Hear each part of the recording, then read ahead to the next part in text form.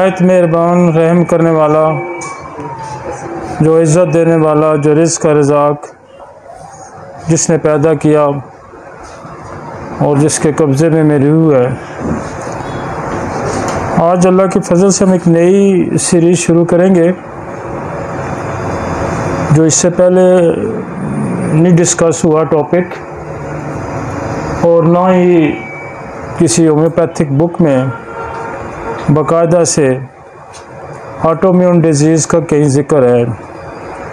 क्योंकि बहुत सारी जगह पे पढ़े ज़रूर है डिजीज़ के नाम पे, लेकिन ये लेबल नहीं है कि ये बीमारी जो है इसको ऑटोइम्यून डिजीज़ कहते हैं। मसलन बहुत सारे लोगों ने सोराइसिस ठीक किया होगा, लेकिन बुक में सोराइसिस को ऑटोइम्यून डिजीज़ के नाम से लेबल नहीं किया। स्पेशली होम्योपैथिक बुक्स में बात कर रहा हूँ, या इससे पहले कोई ऐसा लेक्चर भी होम्योपैथी का नहीं है जो इन तमाम डिजीज़ को, जो ऑटोइम्यून डिजीज़ हैं, वो तकरीबन 80 से ज़्यादा डिजीज़ है ऑटोइम्यून डिजीज़, बल्कि इससे भी ज़्यादा होंगी, लेकिन नाउन जो हैं वो तकरीबन 80 से ज़्यादा हैं। तो एक तो मेरी कोशिश ये है कि हम तमाम ऑटोइम्यून डिजीज़ को समझें और इनको एक ही जगह कहीं इकट्ठा करें, ताकि आपको इस प्रैक्टिस करने में आसानी हो। आपको पता हो कि जो इलाज जिस मर्ज़ का मैं कर रहा हूँ वो मर्ज़ क्या है।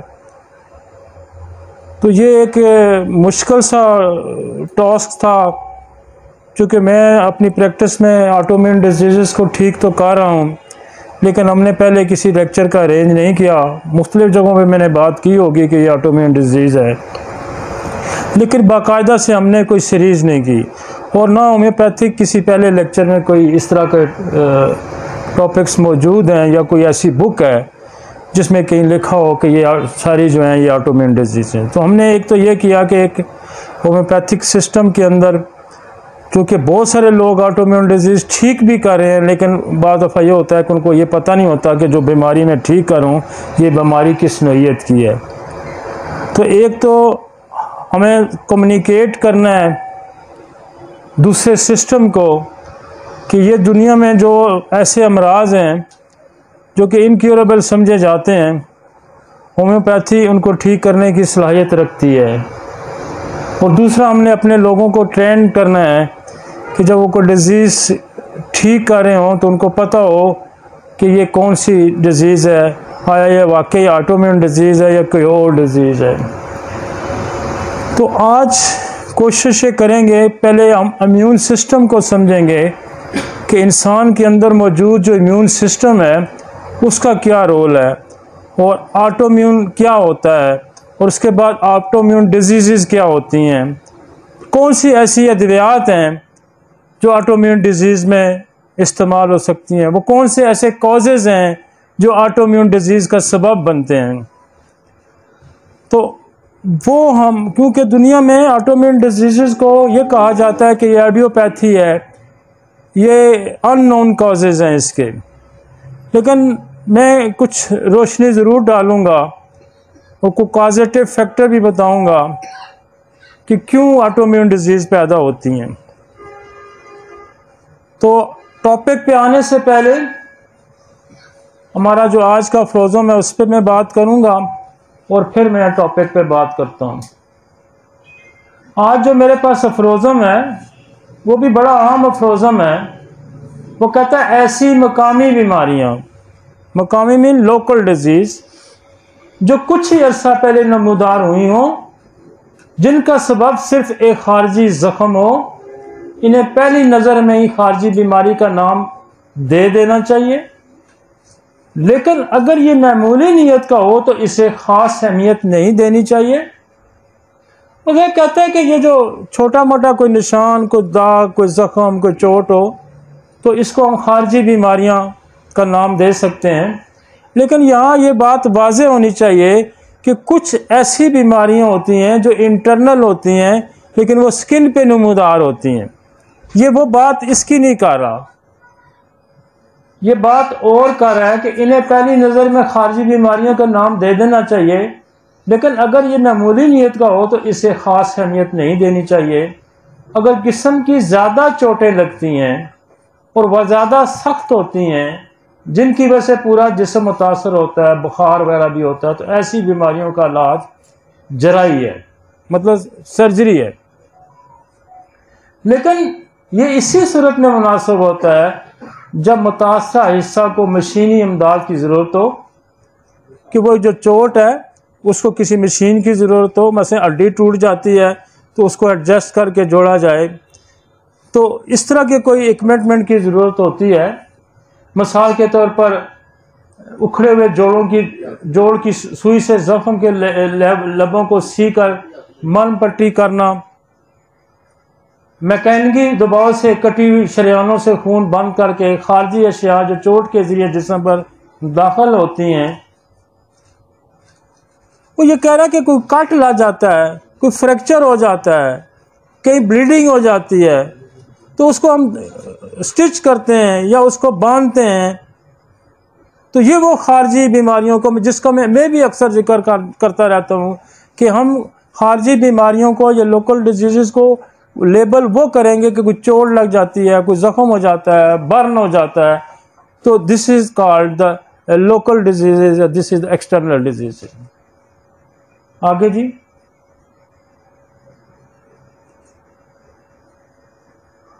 कोई चीज़ अंदर फंस जाती है, कोई कांटा चुभ जाता है, कोई शीशा लग जाता है, कोई लोहा चला जाता है, तो उसको निकाल के दोबारा उस जगह पे कैलेंडोला लगा देना या पट्टी कर देना, इस चीज़ की बात। इन्हें निकाल कर जख्म वाली जगह पर मवाद इकट्ठा होगा तो इसके लिए जिस्म में सराख के मवाद निकाला जाए, टूटे अज़ा की हड्डियों को मुनासिब जगह लाकर जोड़ा जाए और पट्टी वगैरह कर दी जाए। लेकिन इस तरह की चोटों में ऐसा हमेशा होता है कि एक ताकतवर इमदाद की ज़रूरत होती है ताकि जिस्म में शफा का अमल किया जा सके। मिसाल के तौर पर जब नील पड़ जाएं, पट्टे फट जाएं और खून की रगें कट जाएं, इनकी वजह से बुखार जो ऐसी सूरत में अंदरूनी दवा की भी ज़रूरत होती है। जैसे आप अर्निका दे देते हैं, कोई पायरोजिनम दे देते हैं, तो वो जो चोट की या बर्न की दवाइयाँ वो आप इंटरनल भी देंगे तो इससे मज़ीद फ़ायदा होगा। तो ये वो मना नहीं कर रहा आपका कि आपका जहाँ ज़ख़म हो जाए तो आप ये कहें जी कि मैं अब ये ज़ख़म जो है फटा हुआ है, कटा हुआ है, हड्डी टूटी हुई है, तो मैं तो इसको दवाई से ही जोड़ूंगा। तो उसका वो ये तरीका है कि हड्डी को जोड़ के उसको पट्टी से बांधें, वहाँ अगर फटा हुआ है तो उसको स्टिच करें और फिर एक्सटर्नल लोकल एप्लीकेशन जैसे कैलेंडोला वगैरह या कैंथरस लगा दें और साथ इंटरनल मेडिसिन का इस्तेमाल करें। और जब पानी से आम जले हुए अज़ा को ठीक करने के लिए होम्योपैथिक तरीके की ज़रूरत पेश आती है तो फिर एक माहिर होम्योपैथ डॉक्टर इस कारआमद होम्योपैथी की ज़रूरत पड़ती है। बात आपको समझ आ गई है। इन द शॉर्टकट ये है कि कट लग जाए, बर्न लग जाए, कोई चीज़ खुप जाए, चुभ जाए, तो वो कहता है उसको निकाल के उसको हील करें और फिर उसकी अगर आप समझते हैं कि ज़्यादा गहरा है, बुखार हो गया, दर्दें हो रही हैं, तो इंटरनल भी दवा का इस्तेमाल करें। ठीक हो गया जी, आगे चलते हैं। तो आते हैं टॉपिक की तरफ। इम्यून सिस्टम क्या है जी? इम्यून सिस्टम हमारे कुछ तालमेल हैं जिस्म के, कोई डिफेंसिव मैकेनिज्म है, कुछ बैरियर्स हैं, कुछ ब्लड के अंदर की पोजीशनें हैं, वो मैं डिटेल से डिस्कस करूंगा। लेकिन यहां मैं बात करना चाहता हूं वाइटल फोर्स की। जो हनीमन ने दुनिया के सामने एक फोर्स, एक एनर्जी, एक वाइटल एनर्जी की बात की है, और वो वाइटल एनर्जी क्या है? Hahnemann introduce first time a vital force play main role of our health. उसने ये कहा कि एक जिस्म में ऐसी ताकत है, एक ऐसी कुव्वत है, एक ऐसी एनर्जी है जो मैन रोल प्ले करती है इंसानी बीमारियों का, उसको सेहतमंद रहने का। दुनिया में इससे पहले मैंने बहुत पहले भी बात की है कि दुनिया जब से पैदा हुई है, जब से इसका इर्तिका हुआ है, जब से वजूद आया है, तो इंसान ने इस पे बात की है। और सबसे पहले खुदा ये कहता है कि मैंने ये दुनिया की जो मिनरल की या मिट्टी की जो कंपोजिशन है, इससे इंसान को बनाया और फिर मैंने इसके अंदर रूह फूंक दी। सबसे पहले खुदा ये कहता है कि मैंने इंसान को बनाया, किससे बनाया? मिट्टी से बनाया और इसके अंदर रूह फूंक दी। और उस जो रूह या स्पिरिट है उसका और ये जो मिनरल्स हैं इसका जो फिर आपस में तालमेल हुआ, तो इंसान का जो मूवमेंट है और जो जितने भी हमारी बॉडी की कंपोजिशंस हैं, वो इंसान के अंदर एक जो रूह पैदा हुई, इंसान एक जिंदा इंसान नज़र आ रहा है। तो यही वो ये एनर्जी की सबसे पहले खुदा बात करते हैं। उसके पहले क्रिश्चियनिटी में, उससे पहले जो तहजीबें थी, बहुत जगह ये वाइटल स्पिरिट का जिक्र हुआ है। हिंदुइज्म में हुआ है, इस्लाम से पहले ईसाईयत में हुआ है, और खुदा खुद भी कहता है। तो ये मान लेना चाहिए हमें कि दुनिया के तमाम मज़ाहिब रूह का जिक्र करते हैं, स्पिरिट का जिक्र करते हैं। हनीमन ने भी एक नज़रिया वहाँ से लिया और इसको बाकायदा से बीमारियों का सबब करार दिया कि अगर ये ताकतवर है तो ये सेहतमंद जिस्म को रखती है, और अगर ये कमज़ोर है तो जिस्म के अंदर जो है वो बीमारियां पैदा होती हैं। तो हम मदाफ़ती निज़ाम को पढ़ने से पहले हमें वाइटल एनर्जी को समझना बड़ा ज़रूरी है।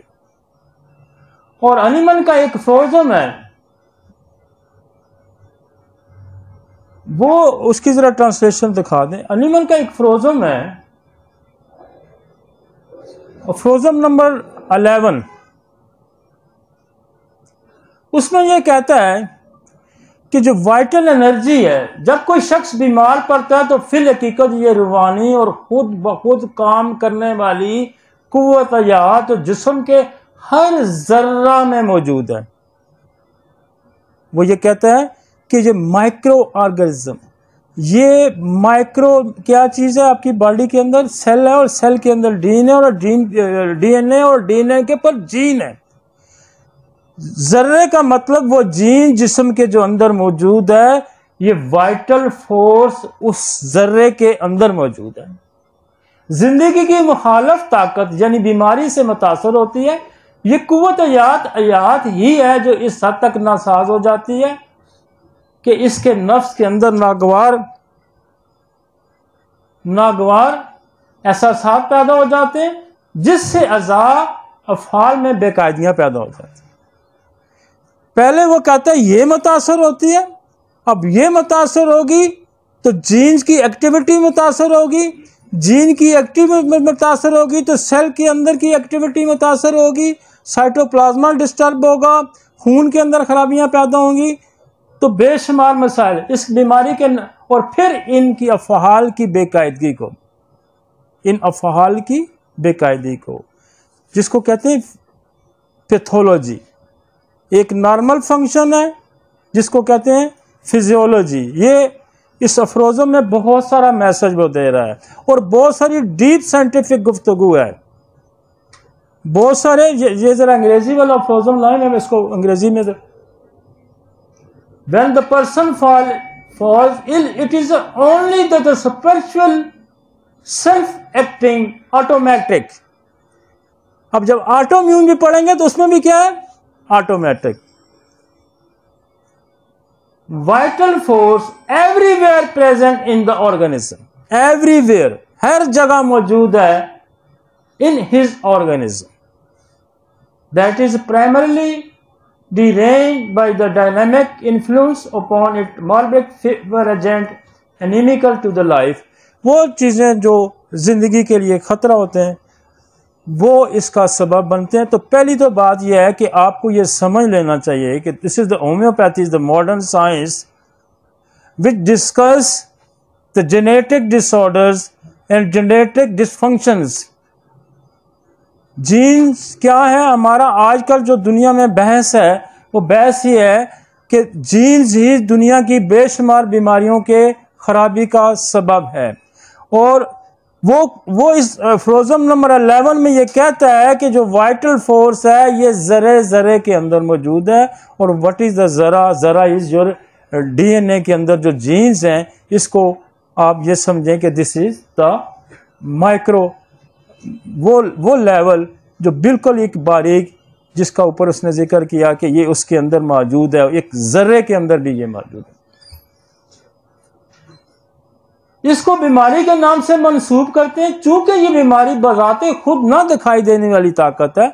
जो वाइटल फोर्स है, दिस इज द इमटेरियल, इसलिए इसको सिर्फ इस हालत में मालूम किया जा सकता है जब ये निज़ाम जिस्म पर असर करके इन अज़ा के एहसासात अफ़हाल में बेकायदियां पैदा करती। हम इसको उस वक्त महसूस करेंगे, हम उसको इस वक्त फील करेंगे जब हमारे नॉर्मल फंक्शन डिस्टर्ब हो जाएंगे। जब हमारे नॉर्मल फंक्शन डिस्टर्ब हो जाएंगे तो फिर हम ये कहेंगे कि वाइटल फोर्स जो है वो कमज़ोर हो गई है, मुतासर हो गई।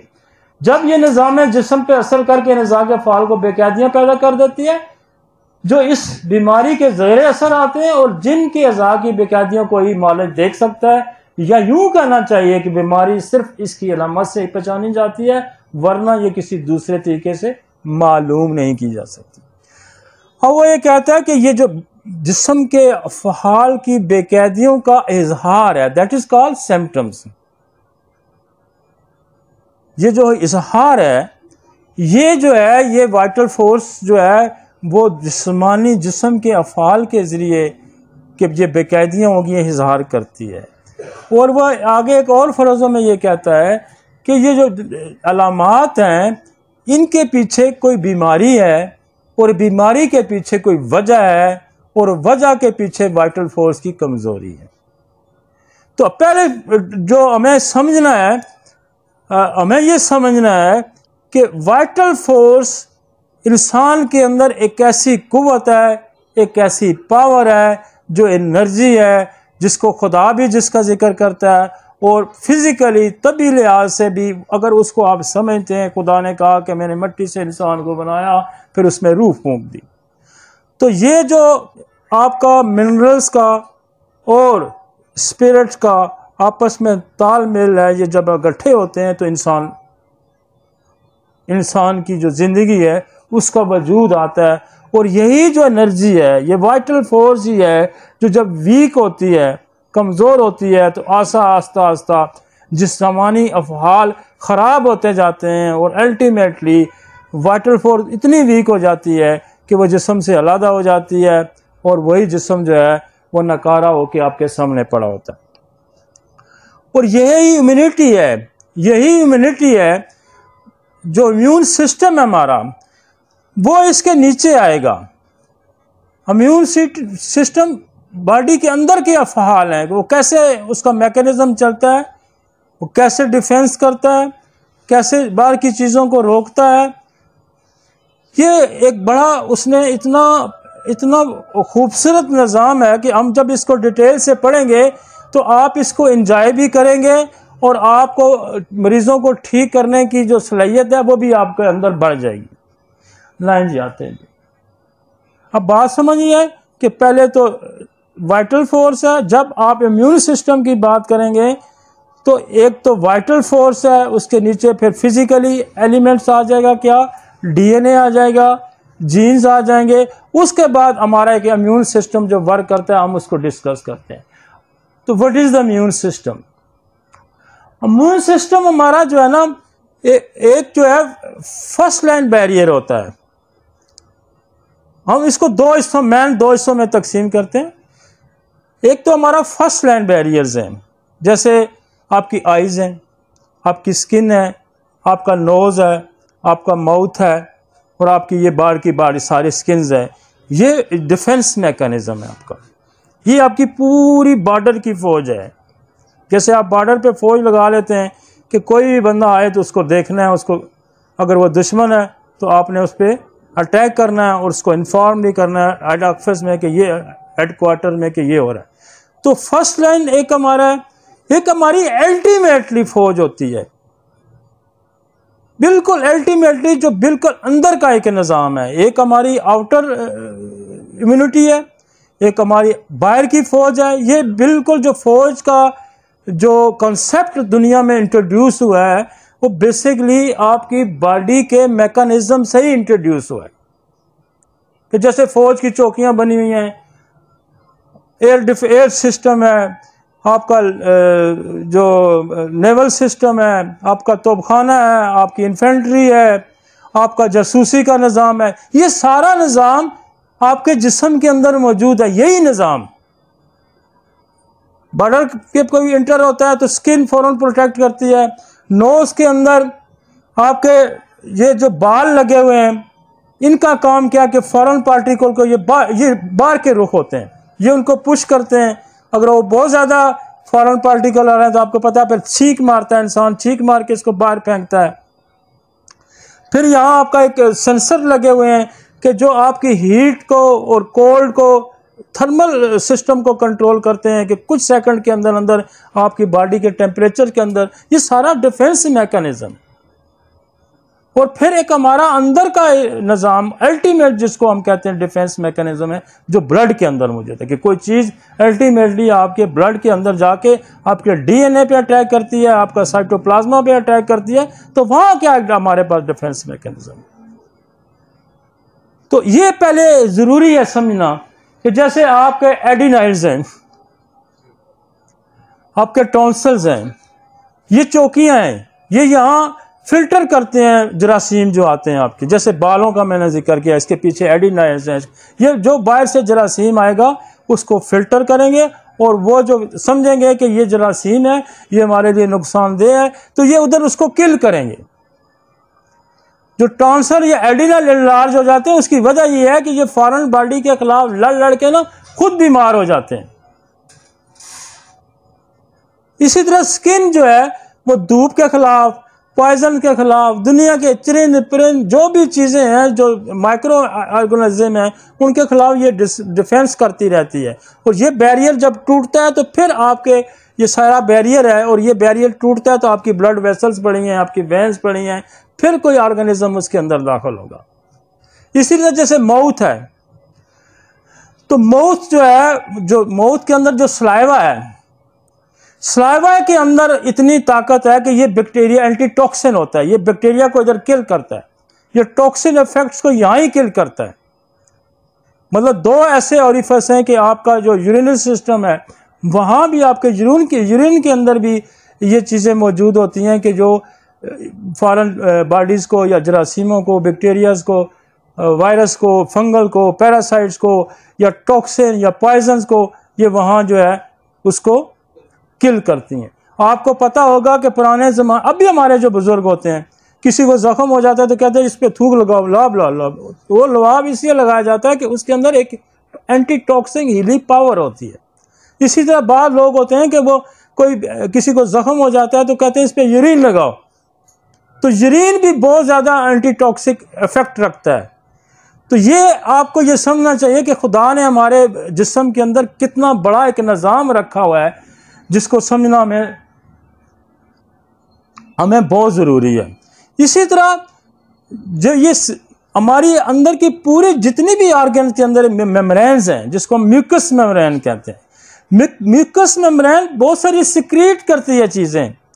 वो जो सिक्रीट करती है वो भी एंटी जो है bacterial, anti viral, anti fungal infection को वो रोकती हैं। मतलब पूरा हर जगह जहाँ से कहीं से भी इंट्रेंस का कोई हमें वायमा होता है, खदशा होता है, वहाँ उसने। और फिर इसके बाद एक और निज़ाम मौजूद है। ये तो स्किन है, आपकी चौकियाँ हैं, बैरियर हैं। जैसे आपने मुख्तलिफ अपने बॉर्डर्स के ऊपर चौकियाँ फौजी बिठाए होते हैं कि इधर से कोई हमलावर तो फौरन अटैक करना। और फिर एक हमारा लिम्फ नोड का सिस्टम है जो पूरी बॉडीज़ के अंदर छोटे छोटियाँ मुख्तलिफ चौकियाँ बनी होती हैं, और लिम्फेटिक सिस्टम के ज़रिए वो सारा आपस में एक जाल, जैसे आपका ब्लड का सर्कुलेटरी सिस्टम है कि आप ब्लड बॉडी में सप्लाई करते हैं और फिर गंदा खून वापस आता है पूरा। इसी तरह लिम्फेटिक भी एक पूरा निज़ाम है आपकी बॉडी के अंदर, एक जो जिसका काम ही सिर्फ यह है कि आपके डिफेंस मैकेनिज्म को कंट्रोल करता है। हाँ जी, फिर तो 8 बजे लाइट आएगी।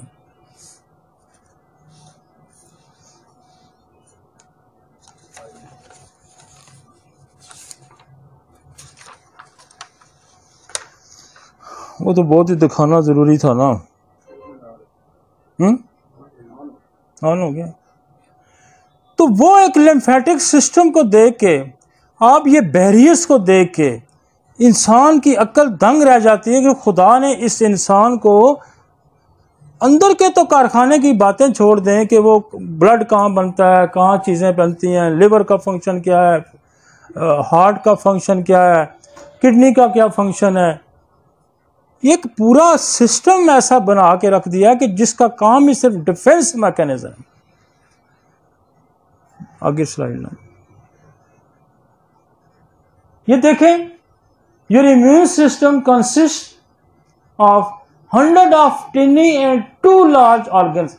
कुछ छोटे छोटे, बड़े बड़े, जैसे टॉन्सिल बड़े हैं, ये लिम्फ नोड देखे आपने सारे, ये सारा मैकेनिज्म है, ये 100 यस देखें,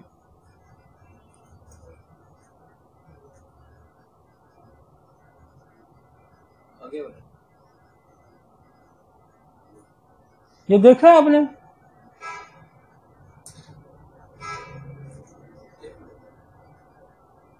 आगे चलें।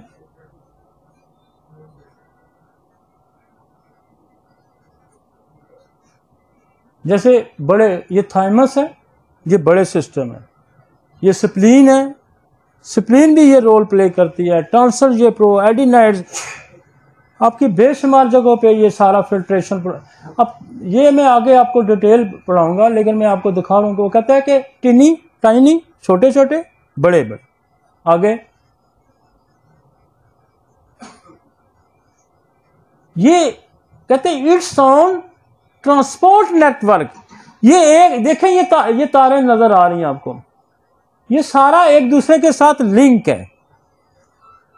जो बड़े भी हैं, जैसे स्प्लीन है या टॉन्सिल्स हैं या एडिनाइल्स हैं या बाकी लिम्फ नोड्स हैं, ये सारा देखें, ये जाल बना हुआ है पूरा पूरा, जैसे रेल की पटड़ी है, जब सड़कें हैं, ये सारा इसी तरह एक दूसरे के साथ कनेक्टेड है। और आप ये समझें कि जैसे किसी भी मुल्क का दफाई निज़ाम होता है, वो इसी तरह होता है कि सप्लाई लाइन ज़रूरी होती है। एक जो आपने चौकी बनाई है, उसके लिए आप चाहे वो बिल्कुल बॉर्डर के कोने पे बनी है, तो उसकी भी एक सप्लाई लाइन होती है। इसी तरह ये लिम्फ नोड्स हैं, ये छोटे या बड़े जितने भी डिफेंसिव मैकेनिज्म है, इसके लिए एक पूरी सप्लाई लाइन का पूरा जाल है। जिस तरह हमारे पूरे मुल्क में या दुनिया के जितने भी ममालिक हैं, और जिनका मैकेनिज्म ये नहीं है, तो कोई भी बंदा बाहर से अंदर दाखिल हो सकता है। तो जो दुनिया ने तरक्की की है, ये डिफेंस निज़ाम जो है, इसने बहुत ज़्यादा तरक्की की है। इसमें वायरलेस सिस्टम है, इसमें गाइडिंग सिस्टम है, इसमें चौकीदारा का निज़ाम है, इसमें वाचिंग है, कुछ इंटेलिजेंस है। कुछ लोग होते हैं कि दुश्मन की खबर लेते हैं कि कहीं इंटर हो रहे, समुद्री रास्ते से आ रहे हैं या कहीं ज़मीनी रास्ते से आ रहे हैं, एयर अटैक हो रहा है। ये सारा निज़ाम जो इंसान का निज़ाम है, इसको पढ़ें तो आपके मुल्कों के निज़ाम भी इसी निज़ाम से बने। आगे चलेंगे। Every day is make 100 of billions of fresh cell organise like army. ये रोजमर्रा हजारों की तादाद में सेल बनाते हैं, और जिस तरह आर्मी ऑर्गेनाइज करते हैं कि तुम्हारा ये काम है, तुम्हारा ये काम है, तुम्हारा ये काम है। समझ आ रही है जी आपको? आगे चलते हैं। With soldiers, captains, intelligence officers, heavy weapon and crazy suicide bomber। हमारे बाज सेल्स ऐसे हैं कि जो ही वो दुश्मन, यहाँ में जैसे वो फैगोसाइट्स वगैरह हैं, और जो ही दुश्मन को देखेंगे डायरेक्ट हमलावर होंगे, खुद हमलावर करेंगे और आगे मैसेज भी कन्वे करेंगे। और वो सेल जो है, वो मार मार के, खा खा के बैक्टीरिया को, वायरस को, टॉक्सिक चीज़ों को, वो खुद भी मरते हैं। इसको इसलिए इनको सुसाइड बम्बर वो कहते हैं। सुसाइड जो है ना, ये बम्बर होते हैं कि ये खुदकशी भी करते हैं इस निज़ाम को बचाने के लिए। इसी से मैंने कहा ना कि दुनिया के बहुत सारे लोगों ने जो जो रूलिंग पावर थी उन्होंने ये चीज़ें बनाई हैं। With the soldier, captain, intelligence officers, heavy weapons and crazy suicide bomber, जो इतने वो होते हैं कि लायल होते हैं आपके जिस्म के साथ कि वो कहते हैं कि खुद हमलावर हो जाते हैं और साथ आगे दूसरी फौज को भी मैसेज देते हैं कि भाई ये आ गए हैं, लिहाजा मैं तो काम अपना कर रहा हूं, लिहाजा तुम भी आ जाओ। इम्यून सिस्टम इंडिविजुअल सेल्स हैं, प्रोटीन है। प्रोटीन क्या है कि हमारा एक और सिस्टम है, जैसे पहला होगा तो वो सेल अगले सेल को, फिर एक सेल होता है कि एक नई फौज बनाने वाला भी सेल होता है कि हमारे पास जो एक तो डायरेक्ट हिट करते हैं ना सेल, एक हमारे अंदर जिसको हम बी सेल कहते हैं, उसका काम यह है कि ये एक नई फौज बनाता है, फटाफट एक नई फौज बनाता है जिसको हम एंटीबॉडी कहते हैं।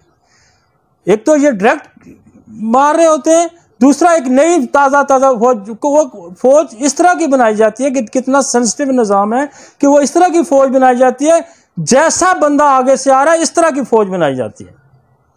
मसलन उसके हाथ में बंदूक है तो वो बंदूक वाला बनाएगा, उसके हाथ में पिस्तौल है तो वो पिस्तौल वाली फौज बनाएगा, उसके हाथ में अगर छुरी है तो वो छुरी वाली फौज बनाएगा, उसके हाथ में तलवार है या डंडा है तो वो डंडे वाली फौज बनाएगा। मतलब जैसे भी हमलावर होगा एंटीबॉडी उसकी शक्ल का बनाएगा वो।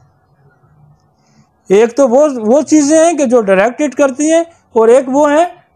अच्छा, इसके बाद देखिए एंटायर ऑर्गन्स हैं, आपका ऑर्गेनल सिस्टम है कि आपके जिस्म जैसे स्किन है, ये ऑर्गन सिस्टम है। Mucus membrane organ system, spleen organ system है, थाइमस ऑर्गन सिस्टम है। फिर आपकी स्किन है, mucus membrane and lymphatic system है, जिसका मैंने पहले आपको जाल लिखा। ये मैं एक वैसे आपको दिखा रहा हूं, आगे चलते हैं। ये देखें ना वो सारे, ये एक्सटर्नल एनवायरनमेंट है। इंजरी हो जाती है तो क्या होता है, मैक्रोफेजेस हैं, टी सेल हैं, एंटीबॉडी, ये मुख्तलिफ किस्म की फौज है। कोई प्यादा है, कोई एयर अटैक है, कोई इंटेलिजेंस है, कोई सारा, मतलब एक पूरा जिस्म के अंदर के निज़ाम मौजूद। आगे चलते हैं।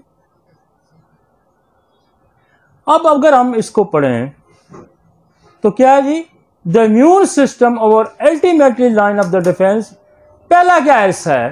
पहला हिस्सा है कि इम्यून सिस्टम का पहला हिस्सा है स्किन है, म्यूकस मेम्ब्रेन है एंड नेजल हेयर्स है। मैंने आपको पहला डिफेंस है।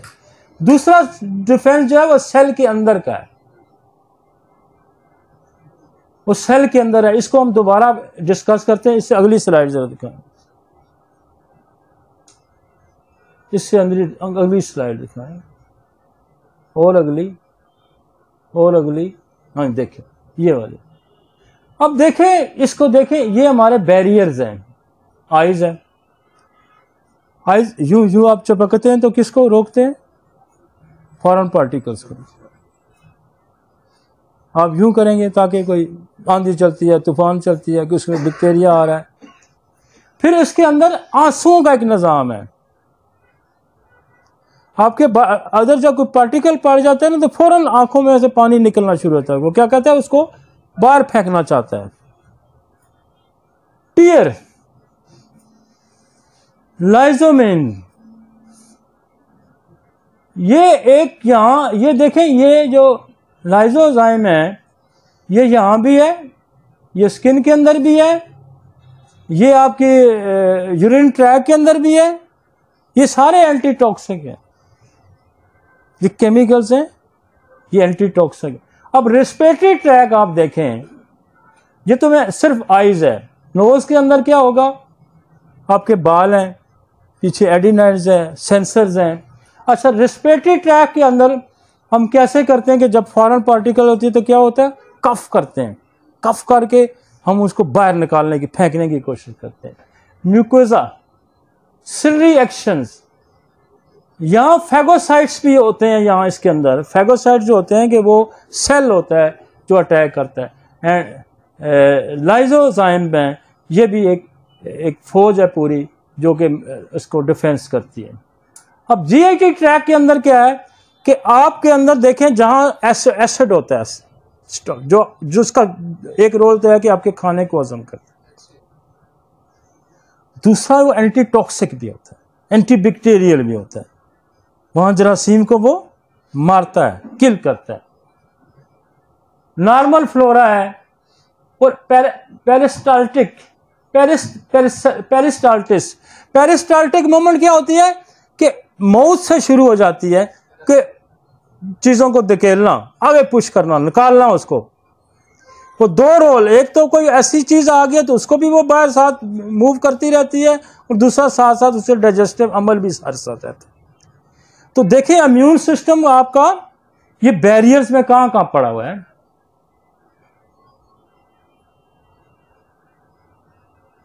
और एंटी माइक्रो बैक्टीरियल कंपोनेंट भी यहां होते हैं जो नेचुरली किलर्स होते हैं। स्किन के बारे में हमने सारा देख लिया है। आपका यूरिथ्रल ट्रैक है, ये भी ओपनिंग है आपकी देखें जहां जहां ओपनिंग है बॉडी की वहां रेजिस्टेंस पड़ी हुई है, वहां हमारा इम्यून सिस्टम पड़ा हुआ है। यूरिनल ट्रैक में क्या है, living action of the urine, acidity of the urine, acidity जो यूरिन की होती है ये भी बैक्टीरिया को किल करती है। जो मैंने किडनी के एक लेक्चर में आपको हमने डिस्कस किया था कि बैक्टीरिया ग्रो कहाँ करता है, जहाँ यूरिन जो है वो अल्कलाइन होता है। एसिडिक में एसिडिक में जो स्टोन बनेंगे वो यूरेट के स्टोन बनेंगे, वो यूरिक एसिड के स्टोन बनेंगे। और जो स्टोन बैक्टीरिया के बनेंगे वो अगर आप यूरिन टेस्ट कराएंगे तो यूरिन अगर अल्कलाइन है तो इट्स मीन कि यहाँ बैक्टीरिया ग्रो करने का माहौल मौजूद है। अगर यूरिन एसिडिक है तो यहाँ फिर वो बैक्टीरिया तो नहीं ग्रो करेगा, वो मारेगा, ग्रो भी कर सकता है लेकिन मारता भी है उसको, तो उसका ये माहौल नहीं होता। आगे चलें। ये फर्स्ट लाइन ऑफ डिफेंस आपको मैंने पढ़ाया था कि फर्स्ट लाइन ऑफ डिफेंस हमारी स्किन है, म्यूकस है, म्यूकस मेम्ब्रेन है, ऐसे ये इसने एपिडर्मिस पहली है, डर्मिस है, हाइपोडर्मिस, ये सारे स्टेजेस पे यहां इसको रोका जाता है। ये सारा डिफेंस मैकेनिज्म है। अच्छा, अब हम डिटॉल से स्किन को साफ करते हैं, हम बड़े एंटीबैक्टीरियल स्किन को साफ करते हैं। ये रिसर्च है कि ये ऐसा ना करें। कोई जो मेडिसिनल इफेक्ट रखने वाली चीज है या वो क्या होता है, आपका नॉर्मल डिफेंस तबाह करता है। तो आप बहुत ज्यादा जो ओवर कॉन्शियस ऑफ हाइजेनिकल हैं वो भी नुकसानदेह है। भाई बात सुने कि ये स्किन पे इस तरह की चीजें लगाना, आपका ये बाल है आपके, इसके अंदर जो सारी स्वेटिंग होके बाहर आ रहा था, ये भी जो जिसको कहते हैं ना, इसका भी रुख बाहर को होता है। आपके स्वेट ग्लैंड काम का, यहाँ पोर्स है, पोर्स एक बाल के नीचे पूरी एक मशीनरी काम कर रही है। वहां एक लुब्रिकेंट रिलीज होता है जो इसकी ग्रो करता है और उसका रुख बाहर की तरफ होता है। जिस तरह देखें ना, पाइलोनीडल साइनस हो जाता है, जो आपकी बैक पे हिप्स के बिल्कुल ऊपर एक जाली लगी होती है, और पाइलोनीडल साइनस क्या है, वो बाल बाहर को रोकते हैं और बाल अंदर घुस जाते हैं, जिसको हम पाइलोनीडल्स। तो ये इसको आप नीट क्लीन तो जरूर रखें, नॉट विद द केमिकल्स। तो वो क्या करेंगे, वो आपकी नॉर्मल जो फंक्शंस ऑफ द स्किन है उसको तबाह करेगा। या माउथ के अंदर आप कोई ऐसी एंटीबैक्टीरियल चीज़ों का इस्तेमाल करें तो वो आपके सलाइवा के अंदर जो ऑलरेडी चीज़ें मौजूद हैं वो जो है वो नुकसानदेह। हाँ, कोई डिजीज़ आ जाती है तो उसकी सूरत में तो ठीक है, मगर ना केमिकल्स का इंटरनल माउथ में वॉश करना या साफ करना वो भी नुकसानदेह है। कि आप अपने जो इंटरनल फ्लोरा है, आप सलाइवा के अंदर जो टॉक्सिक एंटी टॉक्सिक इफेक्ट्स हैं, आप उसको भी मार रहे हैं। ठीक हो गया जी, आगे चलें। स्किन के अंदर मैं चूंकि वैसे मैं समझा गया हूं, कहते हैं first line of defence against the germ entering from the outs of the body. ये फर्स्ट लाइन है, ये बॉर्डर है पूरा आपका। Enzyme destroy the cell of bacteria enzyme जो हमारे डाइजेस्टिव सिस्टम में भी उनका रोल होता है, और एंटी एनिमल एंटी जो बॉडी की चीज़ें आती हैं, एंटी टॉक्सिक भी है, एंटी बैक्टीरियल भी है, एंटी फंगल भी है, एंटी पैरासाइट भी है, एंटी वायरस भी है। जिस तरह एयरवेज है, टीयर फ्लूइड है, म्यूकस इन द ब्रोंकाई है, स्टोमिक एसिड है, harmless bacteria on skin and mucus membrane. यहाँ कुछ बैक्टीरिया हार्मलेस भी होते हैं जो आपकी स्किन को नुकसान नहीं देते, जैसे दही के अंदर एक बैक्टीरिया था। तो दही के अंदर जो बैक्टीरिया बनता है वो भी तो बैक्टीरिया है, लेकिन वो कहते हैं आपकी सेहत के लिए अच्छा है। आगे चलें। Mucus membrane, more than half of all the body cells that produce antibody. More than of all the body cells that produce antibody are found in the intestinal wall, especially in the last part of the small intestine and it's the appendix. अब appendix भी जो है जिसको गैर जरूरी समझा जाता है, इसका ये भी एंटीबॉडी प्रोड्यूस करने का एक जगह है, ये भी एंटी इन्फेक्शन यहाँ उसको कंट्रोल करती है। और ये देखें कहाँ चौकी बनी हुई है, आंत के एक बिल्कुल जाके वहां बनी हुई है। तो इसको निकाल दिया जाता है कि इसकी कोई जरूरत नहीं है। ये अगर इन्फ्लेम हुई है, इसके अंदर इन्फेक्शन हुआ है, तो क्यों हुआ है? जैसे टॉन्सल्स को निकाल देते हैं, एडिनाइड्स को हम निकाल देते हैं, तो क्या होता है कि आपका जो बैरियर्स हैं, जो चौकियां आपने खत्म कर दी।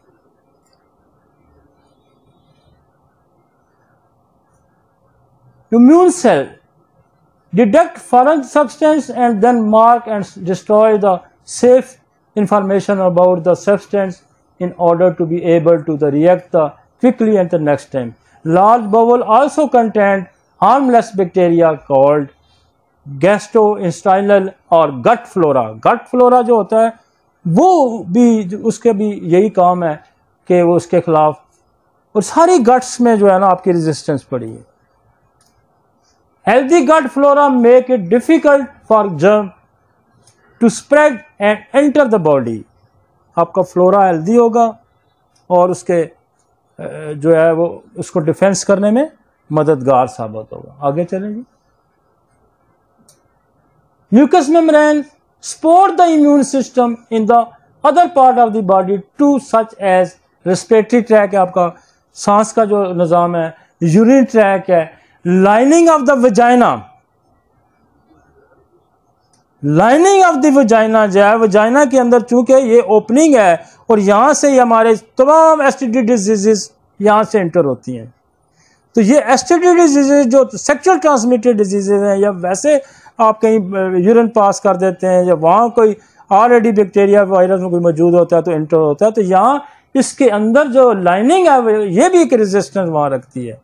और ये जब इंसान को ब्रेक होता है ना, तो ये बहुत बड़ी फौज बाहर से हमलावर हो रहती है कि ये डिफेंस सिस्टम आपका ब्रेक कर जाता है। तो immune system cells are directly bends the mucus membrane where they prevent bacteria and virus of the attack. ठीक हो गया जी, आगे चलें जी। ये म्यूकस मेम्ब्रेन सारा उसने उसका फंक्शन आप ऑलरेडी जानते हैं कि what is the role of mucus membrane, का क्या रोल है। आगे चलें जी, आगे चलते हैं। ये देखें, mucus epithelial cell the host defence 3 types, villous type GIT tract, ciliated epithelium nose URT, exocrine glands, ductal cells, the gut epithelium जिसका हम पहले जिक्र कर चुके हैं। ठीक हो गया जी।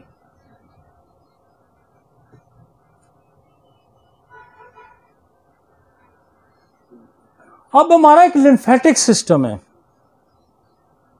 प्राइमरी लिम्फाइड ग्लैंड्स हैं, बोन मैरो है, थाइमस है, they create special immune system cell called lymphocyte. Lymphocyte का बड़ा रोल है। और सेकेंडरी हमारे पास लिम्फॉइड ऑर्गन्स हैं। ये प्राइमरी है, प्राइमरी क्या है, लिम्फाइड ऑर्गन्स हैं, secondary lymphoid organ lymph nodes हैं, स्प्लीन है, टॉन्सल्स हैं, certain tissue in various mucus membranes layer in the body, for instant in the bowel. हम बार बार चीजों को आपको समझा रहे हैं कि ये वो चीजें हैं जो आपका डिफेंस मैकेनिज्म का रोल प्ले करते हैं। आगे चलें जी।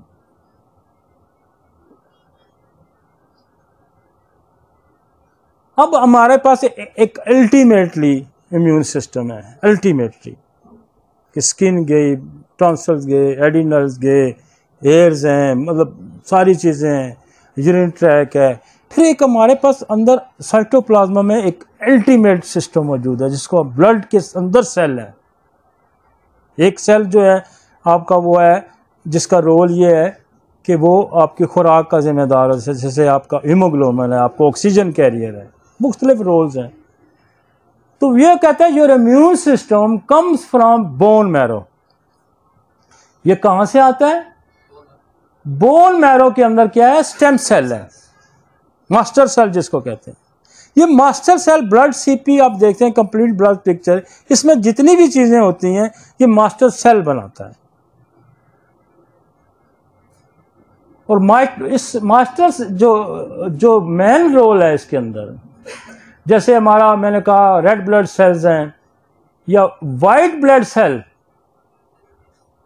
या leucocytes, total leucocytes, that is your defence system in the blood.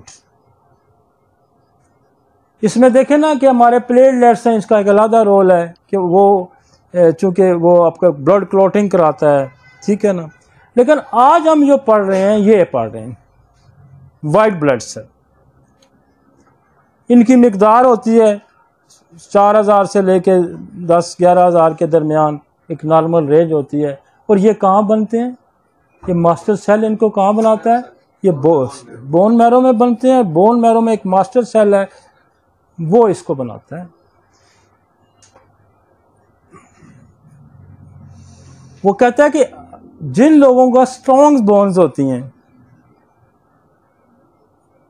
Teeth strong होते हैं, the marker of strong immune system, ये पहचान है कि इसका इम्यून सिस्टम मजबूत होगा। मैंने शुरू कहां से किया? वाइटल फोर्स से, जीन्स से। जीन्स का क्या रोल है कि जीन भी डेली की जो आपकी बॉडी की जो फंक्शंस हैं, डिफेंस है, फंक्शंस हैं, कोई चीज़ें बनानी है, कोई तोड़नी है, वो सारा जीन्स का काम है। आगे चलें। बोन मैरो जो क्या है, वो spongy tissue found inside the bone, source of lymphocytes. Lymphocyte move to other organs and tissue through blood, ये ब्लड के जरिए ट्रैवल करते हैं। At the birth many bones contain red bone marrow, adulthood red bone marrow, ribs, breast bone and pelvis only fat tissue, rest of the bones. आगे चलें। अच्छा, ये जो थाइमस है ना, थाइमस का भी बड़ा रोल है। थाइमस बचपन में होता है और फिर ये बाद में बस इसका रोल खत्म हो जाता है। यहां जो है ये थाइमस जो है ना, ये जो आपकी सेल्स है ना, इसकी ये ट्रेनिंग है। यहां ट्रेन करता है ये सेल को, यहां शेप देता है, यहां उसको सिखाता है। ये इसकी नर्सरी है, ये इसका ट्रेनिंग सेंटर है थाइमस। कि जब सेल बोन मैरो में बनते हैं तो यहाँ आके उनकी जो ना काट छांट होती है कि तुमने ये फंक्शन करना है, तुमने ये फंक्शन करता है। यहाँ इनको टीचिंग की जाती है, यहाँ इनको ट्रेन किया जाता है थाइमस के अंदर। और ये एक दफ़ा ट्रेन करके फिर इसका रोल बॉडी के अंदर लाइफ टाइम ख़त्म हो जाता है। वो फिर सेल जो है ना वो ट्रेंड हो जाते हैं सब। तो ये ध्यान में लेकर, it's the primary lymphoid organ which is critical cell और द अडॉप्टिव इम्यून सिस्टम। ये सिस्टम यहाँ आके, जैसे आप फौज बनाते हैं उसको बेसिकली जैसे काकूल ट्रेनिंग होती है, उनको किसी साला जैसे पुलिस वालों की ट्रेनिंग होती है कि ये काम आपके ज़िम्मे लगेंगे। एकेडमी जो होती है, एक किस्म की एकेडमी है इसकी, कि यहाँ ये जो थाइमस है ये रोल प्ले करता है कि यहाँ फौज अपनी को ट्रेन करता है। आगे चलें जी। Located behind the breastbone, above the heart, reach full maturity only the children, and it's the slowly transform to the fatty. फिर आखिर में एक फैटी टिश्यू की शक्ल इख्तियार कर लेता है। Special type of immune system cells called thymus cell, lymphocyte, T cell mature in the thymus. जो T cell है ना, T cell, ये बेसिकली ये इसका रोल है इम्यून सिस्टम के अंदर, एक बड़ा रोल है कि ये हेल्प करता है बाकी सेल्स को भी दुश्मन को मारने के लिए, खुद भी मारता है। तो ये ट्रांसपोर्ट का भी काम करता है, पकड़ पकड़ के लेके जाता है, भाई इधर इधर इधर आ गया दुश्मन, आ गया इसको मारो, इधर मारो। टी सेल कहाँ ट्रेंड होता है? टी सेल मेच्योर होता है और ट्रेंड होता है थाइमस के अंदर। These cells coordinate process इनेट immune system, adopted immune system. इनेट क्या, जो नेचुरली सिस्टम मौजूद है। अडॉप्टेड कौन सा होता है कि जो आप खुद बनाते हैं, फिर आगे उनको रोल दिया जाता है। मसलन जैसे डेंगू वायरस के खिलाफ बनाना है जी, आपने जनाब टाइफाइड के खिलाफ बनाना है जी, तो ये अडॉप्टेड है कि जैसा कोई अटैक आएगा उसके मुताबिक हम अपने आप को तैयार करते हैं। एक नेचुरल किलर होते हैं, जैसे कैंसर के खिलाफ फाइट कर रहे होते हैं, फैगोसाइट होते हैं, वो डायरेक्ट काम कर रहे होते हैं। तो एक अडॉप्टेड होता है कि वो उस तरह की फौज आपको तैयार भी कर करके देते हैं। T cell move through the body and the constantly monitor the surface of the cell and changes, कि वो क्या तब्दीलियां आ रही हैं।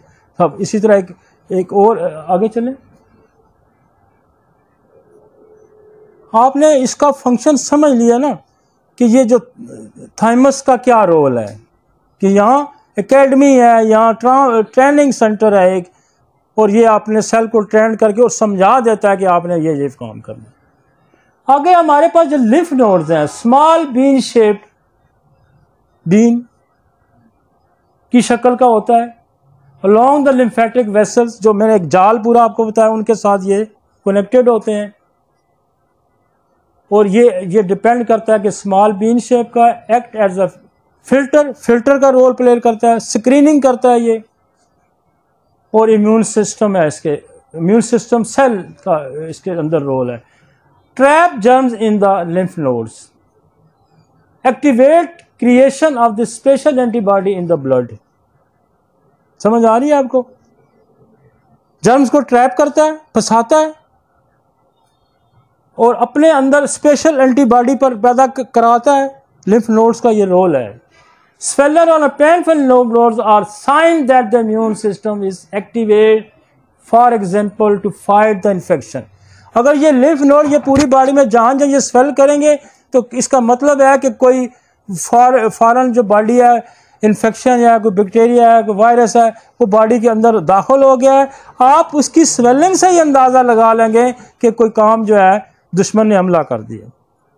उसकी स्वेलिंग से, स्वेलिंग कब होगा कि वो एक्टिवेट हो गया, उसने पहले थोड़े जैसे फिर ज्यादा फौज बना ली, ज्यादा काम शुरू हो गया वहां पे। मूवमेंट जैसे आपको देखते लड़ाई होती है तो आर्मी की गाड़ियां आ रही हैं तो जा रही हैं, आ रही, मूवमेंट, जहाज उड़ रहे हैं, नीचे से उड़ रहे हैं, तोपें चल रही हैं, मतलब फौज पूरी अलर्ट हो जाती है।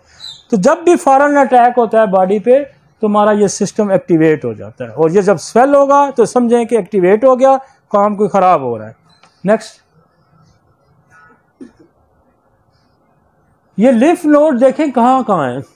सर्वाइकल लिम्फ नोड होते हैं, आपको यहाँ लोगों के ग्लैंड नजर आएंगे, ये टीबी की वजह से सेल बन जाते हैं, कैंसर की वजह से बन जाते हैं, और कोई बैक्टीरिया, तो यहाँ आपको सर्वाइकल लिम्फ नोड आपको सेल नजर आते हैं।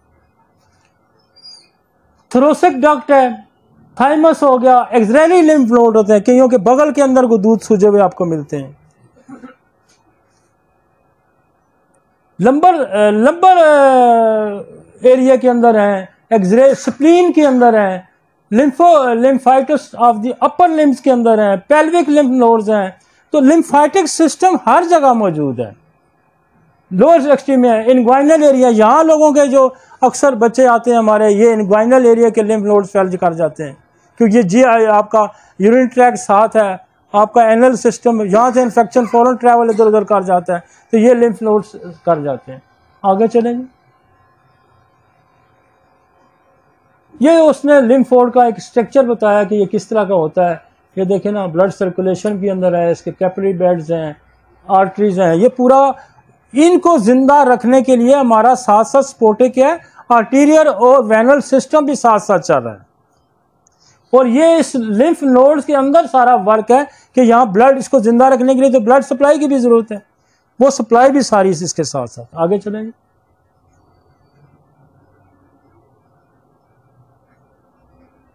अब ये जो स्प्लीन है इसका भी बहुत बड़ा फंक्शन है। ये जो स्प्लीन है ना आपकी, ये तो एक तो आपके जो रेड सेल हैं ये यहां से फिल्टर होते हैं, जो कमजोर होता है उसको ये रख लेती है और ताकतवर वहां उस चैनल से गुजर के निकल जाता है। हेल्दी जो होता है, जो कमजोर होगा उधर ही मार जाता है। ये इसका ग्रेव यार्ड, कमजोर सेल को ये इधर खा जाती है। ये स्टोर भी है, स्प्लीन में बहुत सारे आपके इम्यून सेल स्टोर भी होते हैं, यहां बैठे रहते हैं। It store the various immune system, it break down the red blood cell, यहां रेड ब्लड सेल टूटता है, और it stores and break down the platelets, जहां प्लेटलेट्स टूटते भी हैं और यहां स्टोर भी होते हैं। ये एक किस्म का आपके इम्यून सिस्टम का ये एक स्टोर है स्प्लीन। और अल्टीमेटली स्प्लीन ओवर वर्क करती है जब पीछे डिजीजेस चल रही होती है, कैंसर चल रहा है, थैलेसीमिया चल रहा है, मलेरिया चल रहा है, और बीमारियां चल रही हैं, तो ये मशीन चल चल चल के ये क्या होती है, इनलार्ज हो जाती है।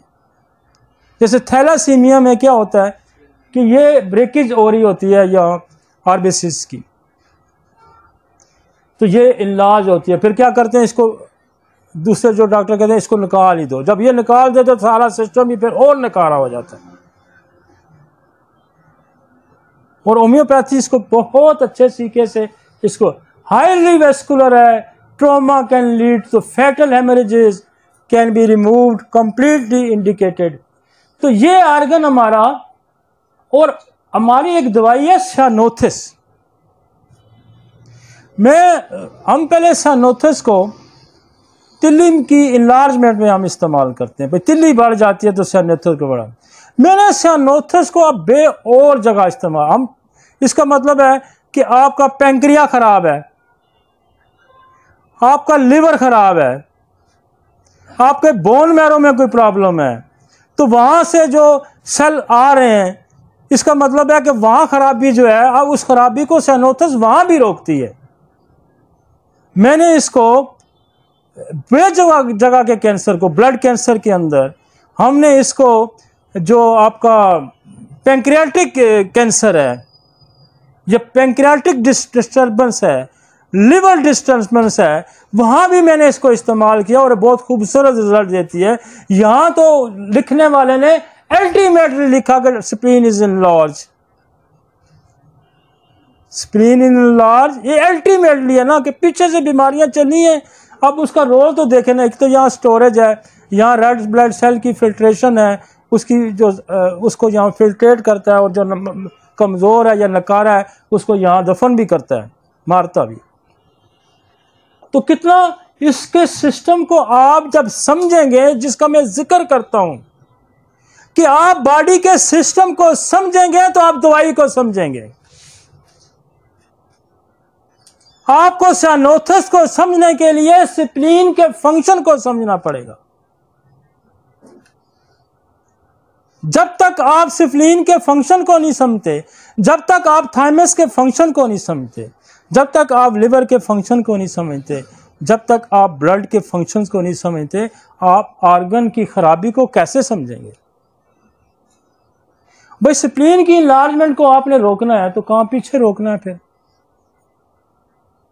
आपने तो साइटोप्लाज्मा के अंदर रोकना है, आपने जीन्स को ठीक करना है, अपने लिम्फेटिक सिस्टम को ठीक करना है, आपने एंटी, जिसका मैं जिक्र कर रहा हूं और मैं करते करते 20 साल से जिसका मैं जिक्र कर रहा हूं, और आज आपको समझ लगेगी कि यार ये जो वायरस होता है, ये बैक्टीरिया जो होता है, यार ये जो फंगस होता है, ये हमारे डिफेंस मैकेनिज्म में क्या रोल प्ले करता है, इसको तबाह करके रखता है इसको, और हम ये कहते हैं कि हम तो वायरस, फंगस, बैक्टीरिया इसको समझना ही नहीं चाहते।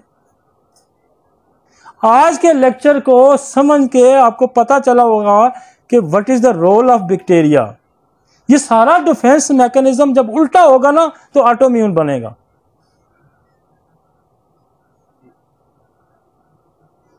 यही ऑटोइम्यून क्या बनेगा, जब उल्टा होगा तो स्किन के अंदर क्या होगा, सोराइसिस होगी। स्किन के अंदर क्या होगा, स्क्लेरोडर्मा होगा। स्किन के अंदर क्या, विटिलिगो होगी। स्किन के अंदर क्या होगा, एक्जिमा होगा। उल्टा हो गया ना। तो हम ये कहते हैं कि हम इसको समझना ही नहीं चाहते। हम तो बीमारी का इलाज करते हैं, हम तो मरीज का इलाज करते हैं। मरीज बनेगा कैसे, ऑटोइम्यून डिजीज का मरीज बनेगा कैसे? आपने डिफेंस मैकेनिज्म को समझना है, वो वायरल और बैक्टीरिया को समझना है, टॉक्सिक को समझना है, जहरीले मादों को समझना है। जो मेरा पिछली सीरीज गुजरी है जिसमें हमने स्नेक पॉइजन का जिक्र किया, आपने उनको समझना है भाई। What is the role of poison, what is the role of bacteria, समझ आई आपको? तो ये चीजें जब आप समझेंगे, आप अपनी बीमारियों को ठीक करने की सलाहियत करते हैं कि आप अपने डिफेंस मैकेनिज्म को भी नहीं समझ रहे कि मेरे स्किन का क्या रोल है भाई, मेरे अंदर टॉन्सिल का, एडिनाइड्स का क्या रोल है, मेरा लिम्फोटिक सिस्टम का क्या रोल है, और अल्टीमेटली ये वीक क्यों होता है। वीक तो आपको कुछ ना कुछ समझ आएगा ना कि वीक क्यों होता है। कि बैक्टीरिया ने अटैक कर दिया तो वीक हो गया, वायरस ने अटैक कर दिया तो वीक हो गया, फंगल अटैक करेगा वीक हो गया, सांप काट गया, पॉइजन आ गया तो खा गया, वीक हो गया। तो आप समझ जाएंगे कि वीक क्यों होता है। आगे चलते हैं। ये उसने स्प्लीन का बड़ा डिटेल सा दे दिया है पूरा। आगे चलें।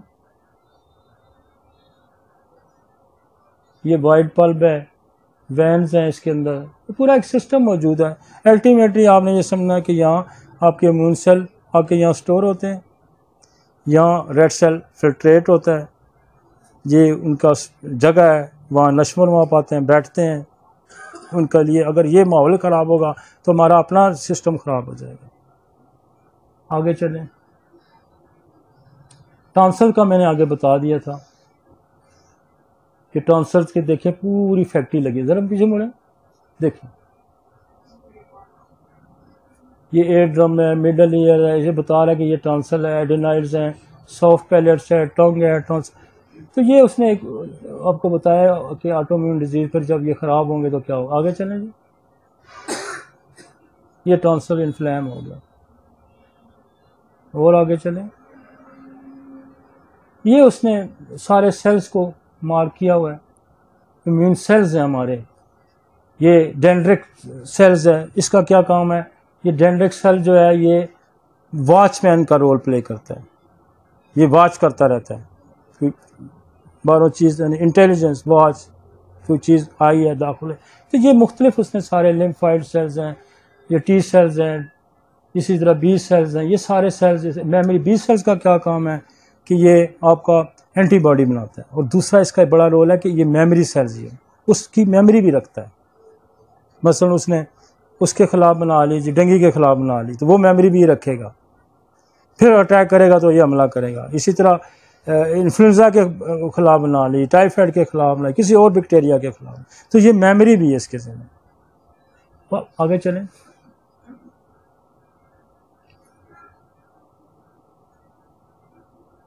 ये मास्ट सेल्स हैं, ये न्यूट्रोफिल्स हैं, ये मैक्रोफेजेस हैं, ये एसिनोफिल्स हैं, ये नेचर किलर सेल्स हैं।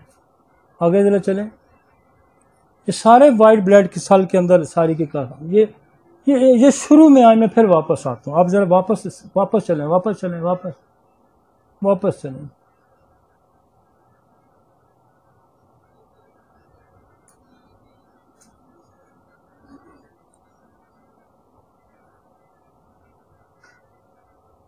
बस एक इससे आगे आ जाए, इससे आगे आ जाए, इससे आगे आ जाए, इससे आगे आ जाए, इससे आगे आ जाए, इससे आगे आ जाए, इससे पीछे एक और जगह है, एक पीछे और।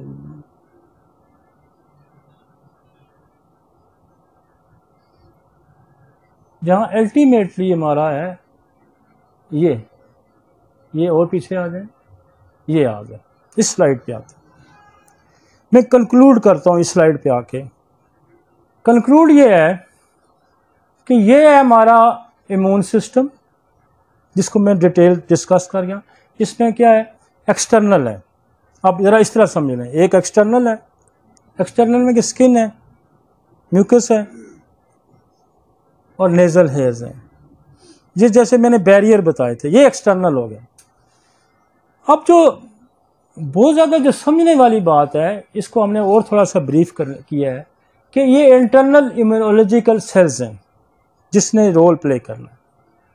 अब ये जो फर्स्ट लाइन क्या है, फर्स्ट लाइन जो WBC के अंदर फर्स्ट लाइन क्या है, फर्स्ट लाइन ये है कि ये फैगोसाइट्स हैं और दूसरे क्या है, नेचर किलर सेल्स हैं।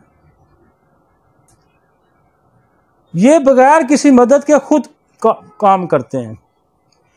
अब जो फर्स्ट लाइन में नेचर किलर का क्या है, अटैक्स म्यूटेटेड कैंसर सेल्स। जो कैंसर सेल बनता है, ये नेचर किलर डायरेक्ट उस पर अटैक करता है, उसको मारता है। ये भी इम्यूनिटी है। खुदा ने आपके उसके अंदर एक नेचर सेल भी रखता है जो खुद कैंसर को मारता है। और ये इधर देखें कोने पे जो है, ये फैगोसाइट्स है। ये क्या करता है, ये आइडेंटिफाइड करता है कि क्या चीज आ गई है एंड एक्सटर्मिनेट्स, उसको मारता है। ये खुदकश है। ये फर्स्ट लाइन आपकी इम्यूनिटी है कि बॉर्डर पे आपने जो बंदा खड़ा किया हुआ है, उसका काम क्या है, उसने पीछे इतला देनी है कि जनाब हिंदू दाखिल हो गया, फलाना बम्बार्ड दाखिल हो गया, मैं इस पे अटैक करने लगा हूं और आपने देखना कि ये मुझसे बचेगा तो आगे आएगा। समझ आ गई आपको? ये फर्स्ट लाइन डिफेंस है। फर्स्ट लाइन डिफेंस क्या है कि फैगोसाइट्स हैं, इनका काम क्या है कि खुदकश है।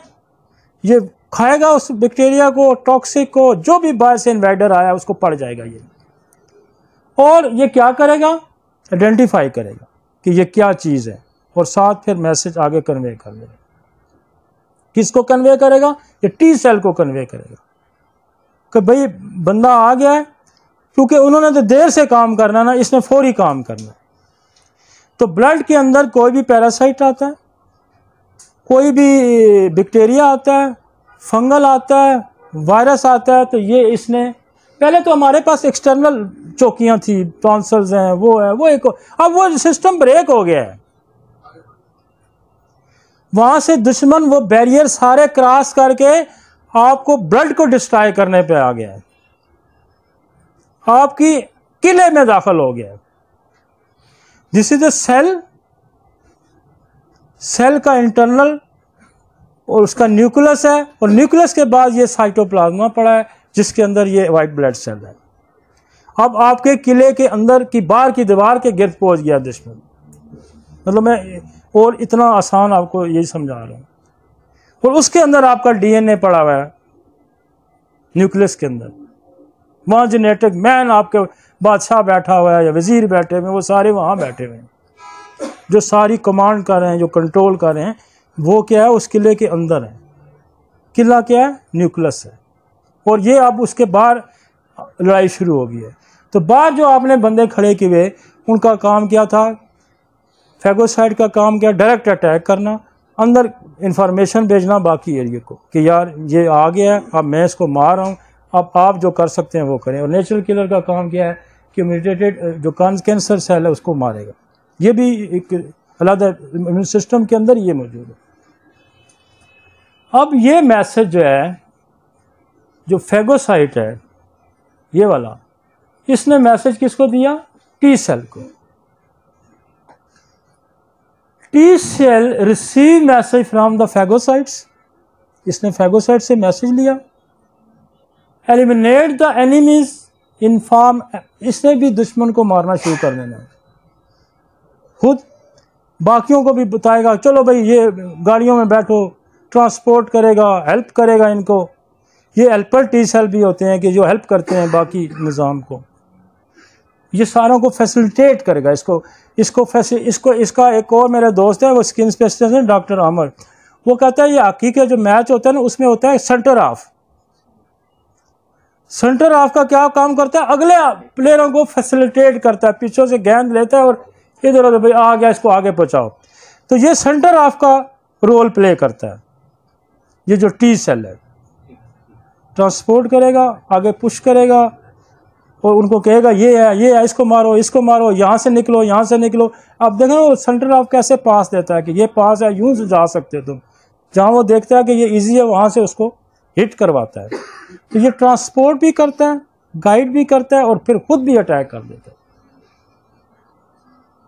अब इसने क्या काम करना है? चूंकि ये सेल वो कम पड़ जाते हैं और बन के आ रहे होते हैं, लेकिन ये बी सेल को भी इन्फॉर्म करता है।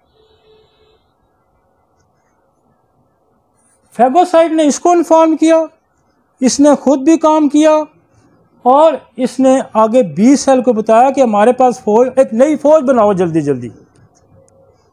जो स्पेयर फौज पीछे है उसको नई फौज भर्ती करो, नए बंदे लाओ कि हमला जो बहुत बड़ा है। अब बी सेल का रोल है एंटीबॉडी बनाना, नई फौज बनाना।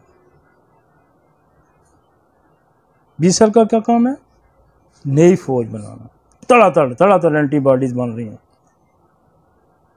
और वो फाइट ये अपना लादा करें। और ये जो है इनको भी साथ लेके ना, ये टी सेल जो है ना, इनको भी समझाता है कि यहाँ आपने ये चीज़ें दाखिल नहीं। अब ये बी सेल का क्या काम है कि आपको एक नई फौज बना के देना, इन्फ्लुएंजा के खिलाफ, टाइफाइड के खिलाफ, डेंगू के खिलाफ, कोई भी फॉरेन बैक्टीरिया उसके खिलाफ, टॉक्सिन के खिलाफ। और साथ ये है कि ये उसको रिकॉर्ड भी रखेगा कि मैंने ये डेंगू के खिलाफ इस तरह की फौज बनाई थी, अब दोबारा हमला हो रहा तो फिर उस पर हमला कराएगा। मैंने टाइफाइड के खिलाफ यूं फौज बनाई थी, मैंने किसी और बैक्टीरिया के खिलाफ यूं फौज बनाई थी। समझ आ गया जी? तो हम अल्टीमेटली इस सिस्टम को समझ गए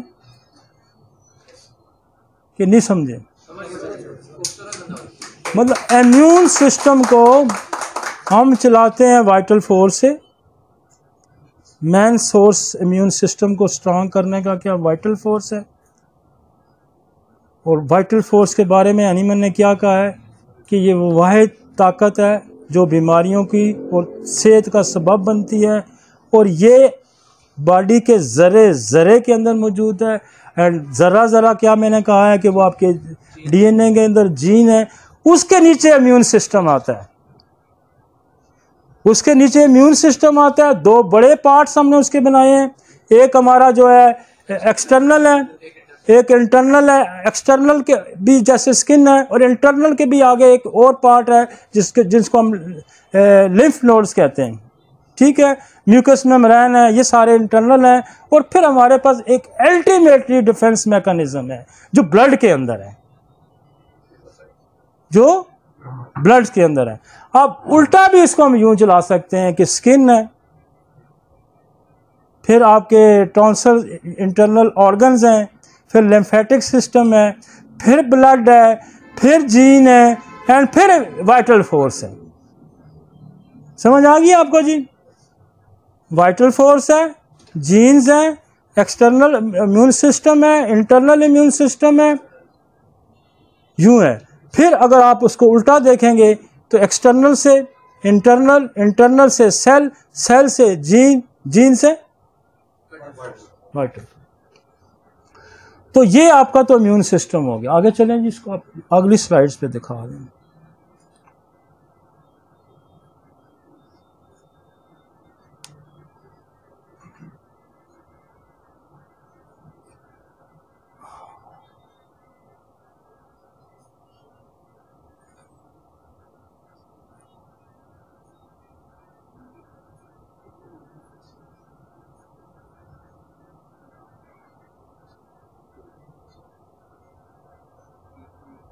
एक मिनट इधर पीछे रहो। अब ये जो ग्रैंड सेल्स के है ना, ग्रैंड सेल्स, ये भी फेगोसाइट्स हैं। ये फेगोसाइट्स के ही नाम है। बेसोफिल्स, एस्नोफिल, न्यूट्रोफिल्स, ये वही सेल हैं फेगोसाइट्स। आगे चलें। न्यूट्रोफिल्स, ओ नो हिस गॉट टॉयज हरी बॉय, ये न्यूट्रोफिल्स हैं। आगे चलें। ये सारे WC के नीचे आ रहे हैं भाई। मैक्रोफेजेस हैं, ये सारे सेल ये इम्यून सिस्टम का पार्ट हैं। आगे चलें। डेंड्रिक सेल्स है। डेंड्रिक सेल्स क्या होता है? ये वॉच करता है, चौकीदार, देखता रहता है क्या हो रहा है। आगे इन सेल्स के अंदर the name after their branches projections called dendrites, watchman of the immune system and always testing their surrounding in case they see any danger। चौकीदार का क्या काम है कि वो देखता है कि चोर तो नहीं आ गया, चोर आ गया तो शोर मचाएगा, तो इसका काम है कि चोरों को शनाख्त करना और शोर डाल देना। disease spread antigen they pick up from their surrounding and present there to see, और ये सारा काम जो है फिर ये T सेल को इन्फॉर्म करता है। तो भाई देखो, मैंने बंदे देखे हैं, इस किस्म की चीज़ें आ गई हैं, लिहाजा आप इसके इन्फॉर्मर भी है और डिटेक्टर भी है। और ये सारा इम्यून सिस्टम क्या है? WBC, TLC। आगे चलें। लिम्फोसाइट्स, इसको हम पहले डिस्कस हो गए, नेचुरल किलर्स हैं, साइटोटॉक्सिन है, रेगुलेटरी T सेल्स है, ये सारे कोई हेल्पर सेल्स हैं, ये सारे लिम्फोसाइट ही हैं, उनके अंदर ही है। आगे चलेंगे। B सेल के मैंने डिस्कस करा, बार बार आ रहा है। आगे चले जी। T cell adaptive immune response है, B cells and T cells, ये वही चीज़ें बार बार आ रही हैं कि T सेल्स अटैक भी करता है, B सेल को इन्फॉर्म भी करता है कि फौज नहीं बनाओ, और फिर उसका वो रिकॉर्ड भी रखता है। ठीक है जी। What is the helper T cell? Helper T cells have been called be the general of the immune system because they call up troops of B cells, कि B cells को कॉल करता है कि और ट्रुप्स मंगाओ, नई फौज बुलाओ। Toxic to T cells and other helper cells to go into battle, जंग में कूदता है खुद, ये खुद जंग में बैटल में अगेंस्ट द इन्वाइडर पैथोजेंस, के बाहर के जो लोग हैं उनके लिए जंग में बैटल में कूद जाता है और उनको मारता भी और आगे इन्फॉर्म करता है। ये बेसिक उसका। आगे चलेंगे और आगे चलेंगे। ये एंटीबॉडी जो है, आपको पहले मैं जिक्र चुका हूँ, ये एंटीबॉडीज बनाता है B सेल, इसका रोल है, और मेमोरी रिकॉर्ड करता है। आगे जी।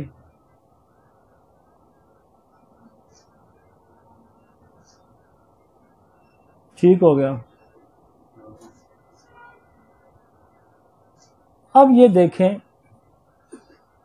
अब हम आते हैं, अब ऑटोइम्यून क्या होता है? ये ऑटोइम्यून है सारा। ऑटोइम्यून डिजीज क्या होगी?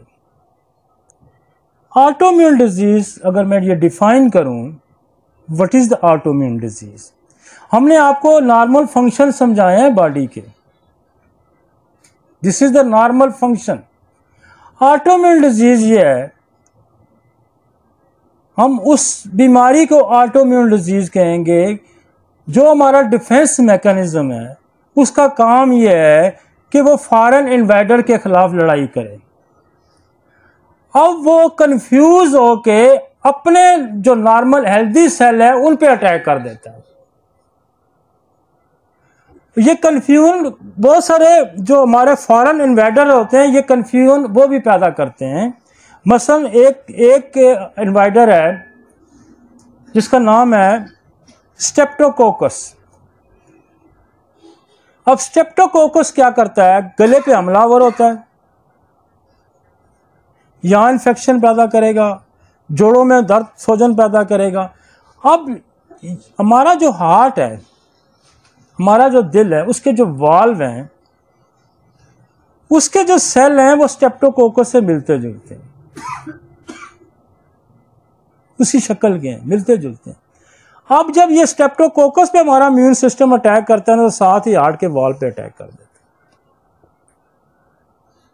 समझ आई आपको? कंफ्यूज क्या हो गया, हमारा जो ऑटोमेटिक सिस्टम है, ऑटो इम्यून सिस्टम, वो कंफ्यूज हो गया। उसने करना तो अटैक स्ट्रेप्टोकोकस को मारना था, साथ उसने हार्ट के वॉल पे अटैक कर दिया, जिसको रिमेटिक वाल्वल डिजीज भी कहते हैं।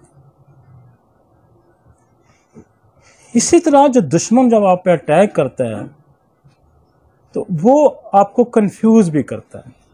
जैसे पोरस के हाथी जो थे, उन्होंने अपनी फौज को रौंद मारा था। बाद दफा आपने देखा होगा कि महल्ले गांव में कहीं लड़ाई होती है तो आप लोग जो है ना अपने दुश्मन को लड़ाई शुरू हो जाती है घमसान की, वो उस घमसान की लड़ाई में उसको मारते हैं, साथ अपने बंदे भी मार देते हैं। This is the autoimmune disease. कि जो डिफेंस मैकेनिज्म, जो फौज आपने खड़ी की थी, जो पुलिस आपने बनाई थी, वो डिफेंस मैकेनिज्म आपके खिलाफ लड़ाई करता है। वो टी सेल क्या करेगा, अपने एंटीबॉडी बनाना शुरू कर देगा। किसके खिलाफ? अपने। अब वो एंटीबॉडी बनाएगा तो स्किन के खिलाफ बनाएगा, तो सोराइसिस हो सकती है, वेटोलिगो हो सकती है, वो डर्मा हो सकता है, वो सेक्लोडर्मा हो सकता है, वो एलोपेशिया रेक्टा हो सकता है। देखिए, एलोपेशिया रेक्टा जो है वो है जिसको बालचर कहते हैं, दैट इज द ऑटोइम्यून्स। वैसे किसी के बाल गिर जाना, दिस इज नॉट ऑटोइम्यून्स, वो जो पैचेस में गिरते हैं। तो इम्यून सिस्टम को पहले हमने नॉर्मली समझा, अब इम्यून सिस्टम हो गया कमजोर, कंफ्यूज्ड। अब कंफ्यूज जो होता है, वो कंफ्यूज क्यों हुआ?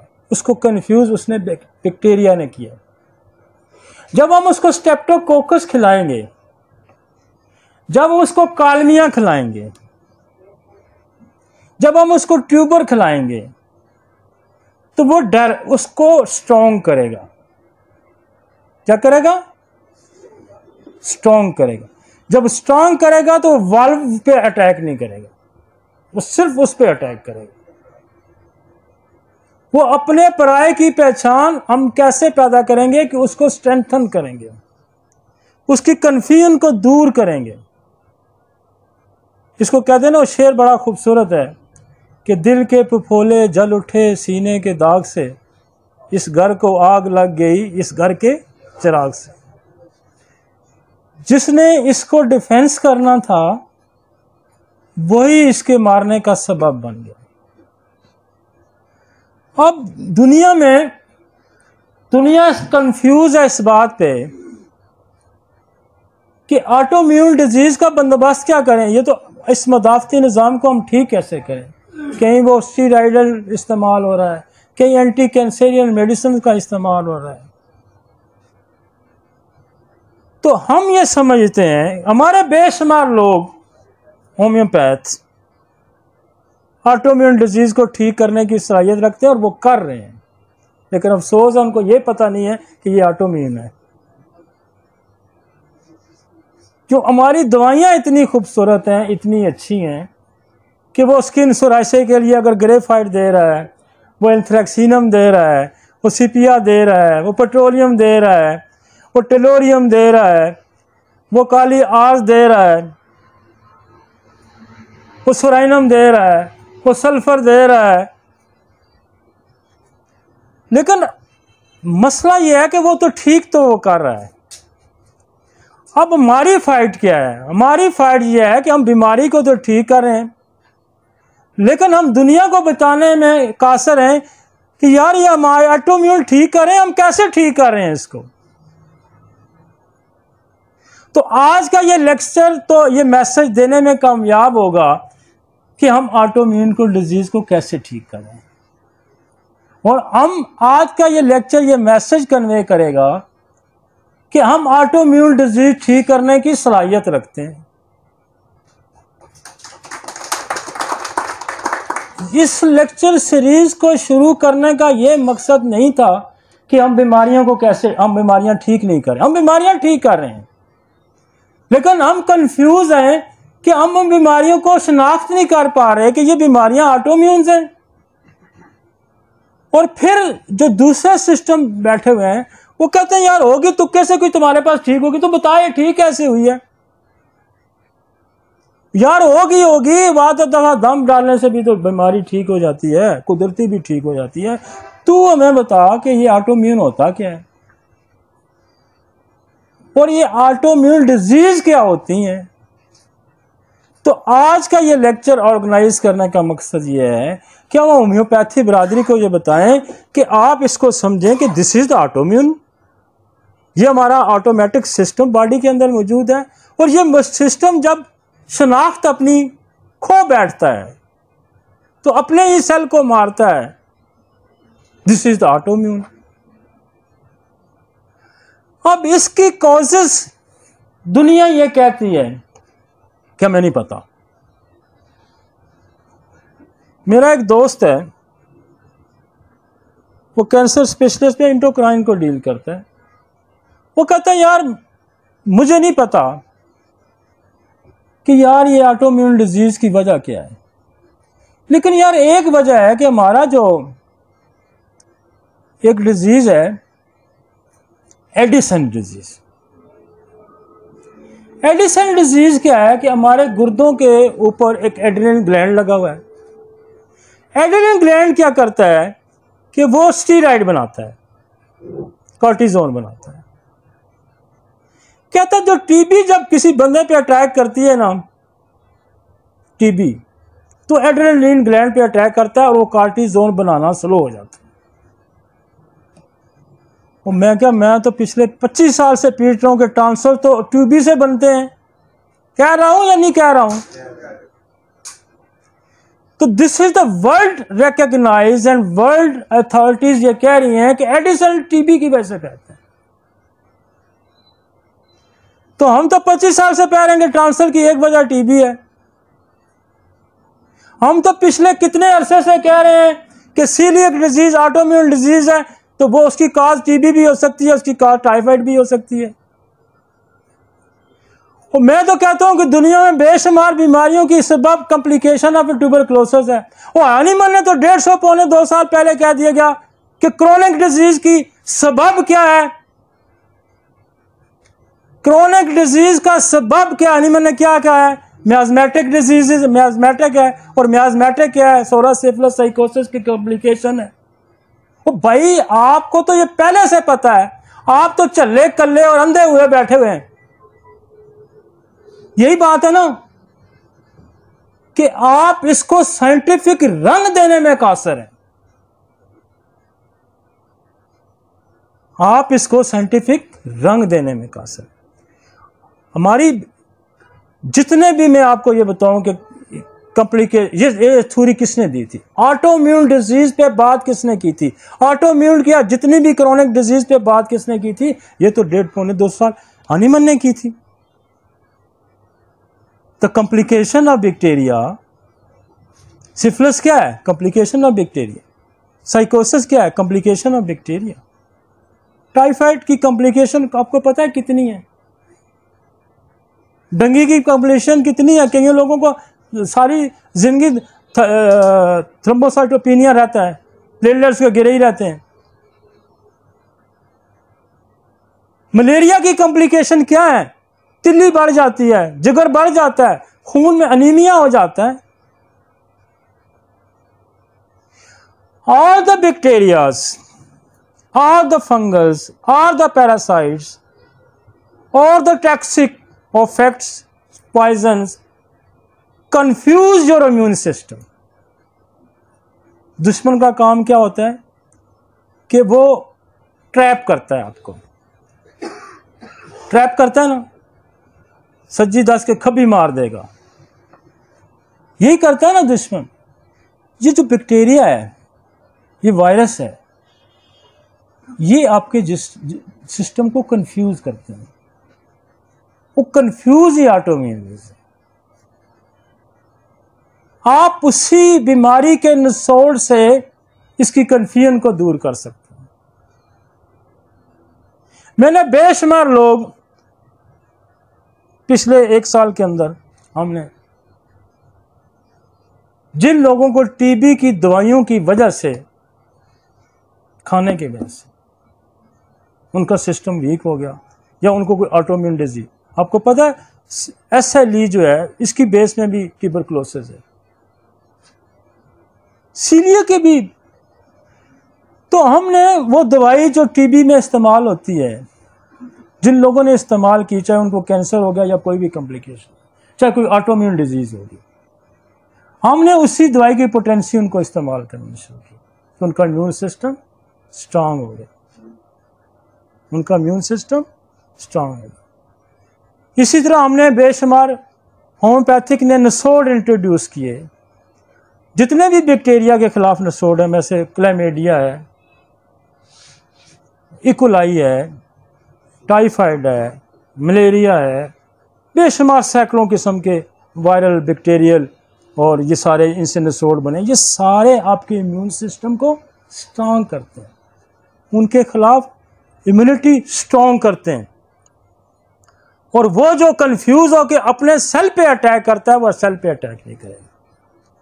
तो कॉजेटिव फैक्टर दुनिया के सामने सबसे पहले तो हम बता रहे हैं, और ये मैं आपको बताऊं कि सबसे पहले होम्योपैथी कॉजेटिव फैक्टर बता रही है दुनिया को कि ये जितने भी फॉरेन इन्वेडर्स हैं, ये विटैलिटी को वीक करने वाली जितनी भी चीजें हैं, ये ऑटोइम्यून डिजीज पैदा करने की सलाहियत रखती है। बात समझ आई आपको? Every autoimmune disease have a different cause,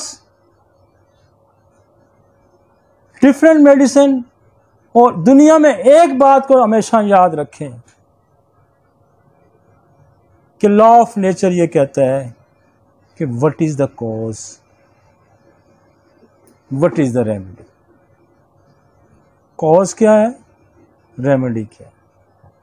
her autoimmune disease का कॉज ढूंढ लें, हर ऑटोइम्यून के पीछे टॉक्सिक इफेक्ट्स ढूंढें, हर ऑटोइम्यून डिजीज के इनहेरिटेड इम्यून सिस्टम की वीकनेस ढूंढें, हर ऑटोइम्यून डिजीज के पीछे जेनेटिक वीकनेस है। नस्ल दर नस्ल बीमारियों का आना यह है कि आपके इम्यून सिस्टम को वीक करता है और उसकी पहचान खत्म करता है। तो आप अगर जेनेटिक्स ट्यूबरकुलोसिस आ रहा है, जेनेटिक सिफिलिस आ रहा है, अब सिफिलिस क्या करता है, सिफिलिस क्या करता है कि बॉडी की डिस्ट्रक्शन करता है, आपके सेल को तोड़ता है। तो सेल को तोड़ना क्या है, किसी सेल को तोड़ना, आप बोन के सेल पे हिट कर रहे हैं, आप स्किन के पे सेल पे हिट करते हैं, तो दिस इज द ऑटोइम्यून। तो सिफिलिस को कभी आपने सोचा कि ये ऑटोइम्यून डिजीज पे काम कर सकती है?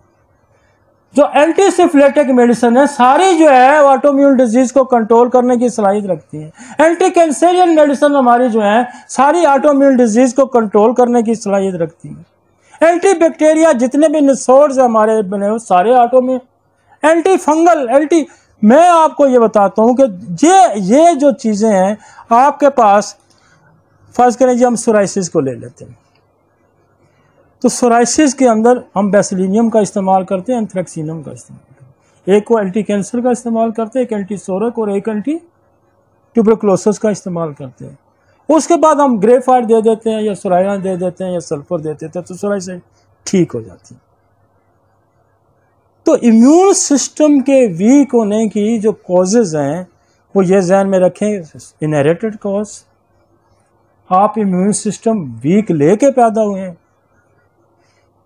अब इसमें एक और है, एक और टाइप 2 शुगर जो है, डायबिटीज टाइप 1, सॉरी, ये भी ऑटोइम्यून है।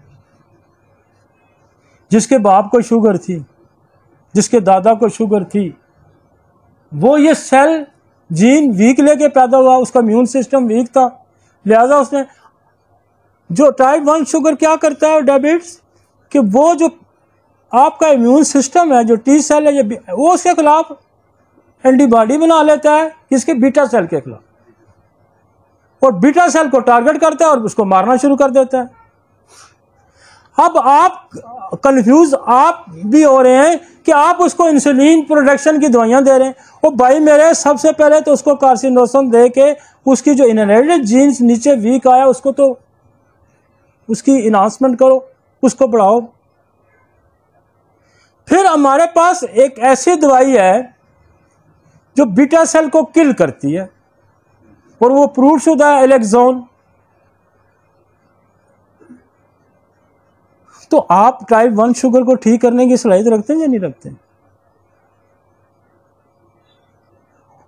मैंने तो दो वजूहत आपको बताई, एक तो वो बीटा सेल मारने वाली दवाई बता दी, एक वीक होने की बताई। अब इसके दरमियान और भी कॉजेज हो सकते हैं, टीबी भी कॉज हो सकती है, सिफिलिस भी कॉज हो सकती है, साइकोसिस भी कॉज होती है।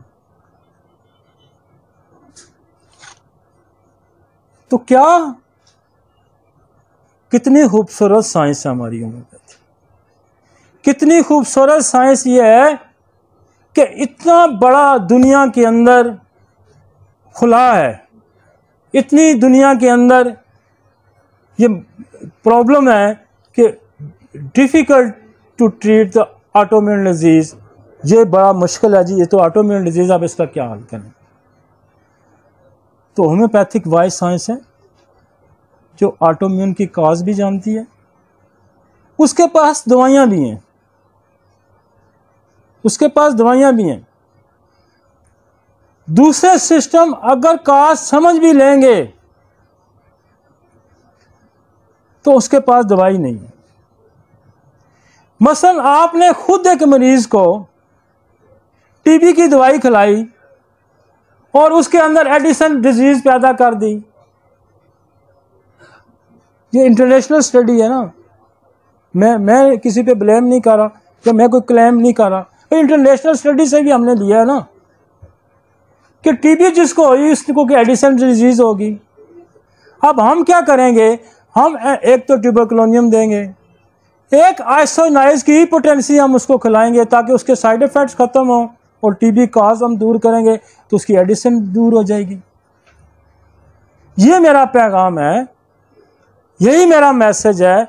और ये सीरीज में आज सिर्फ एज ए इंट्रोडक्शन में कर रहा हूं। आज हमने ऑटोइम्यून डिजीज का एक आपको इंट्रोडक्शन दिया, मैं एक एक डिजीज पढ़ाऊंगा, मैं एक एक डिजीज का हाल बताऊंगा। आने वाले लेक्चर्स में हम एक एक डिजीज डिटेल पढ़ाएंगे, एक एक डिजीज का हाल बताएंगे कि ये ऑटोइम्यून डिजीज है, इसका ये हल है, इसकी ये वजह।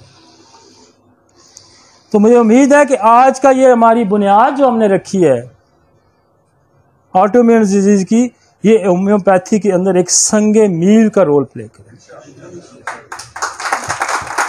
और हमारे लोगों को अंदर भी और हमारे जो दूसरे सिस्टम मौजूद हैं उनको होम्योपैथी की समझने की भी सलाहियत पैदा होगी और वह समझेंगे कि यार होम्योपैथी बहुत डीप काम करने वाली चीज़ है और ये बहुत बड़ी साइंस है। अब आपको मैं इसको थोड़ा बड़ा कर सकते हैं।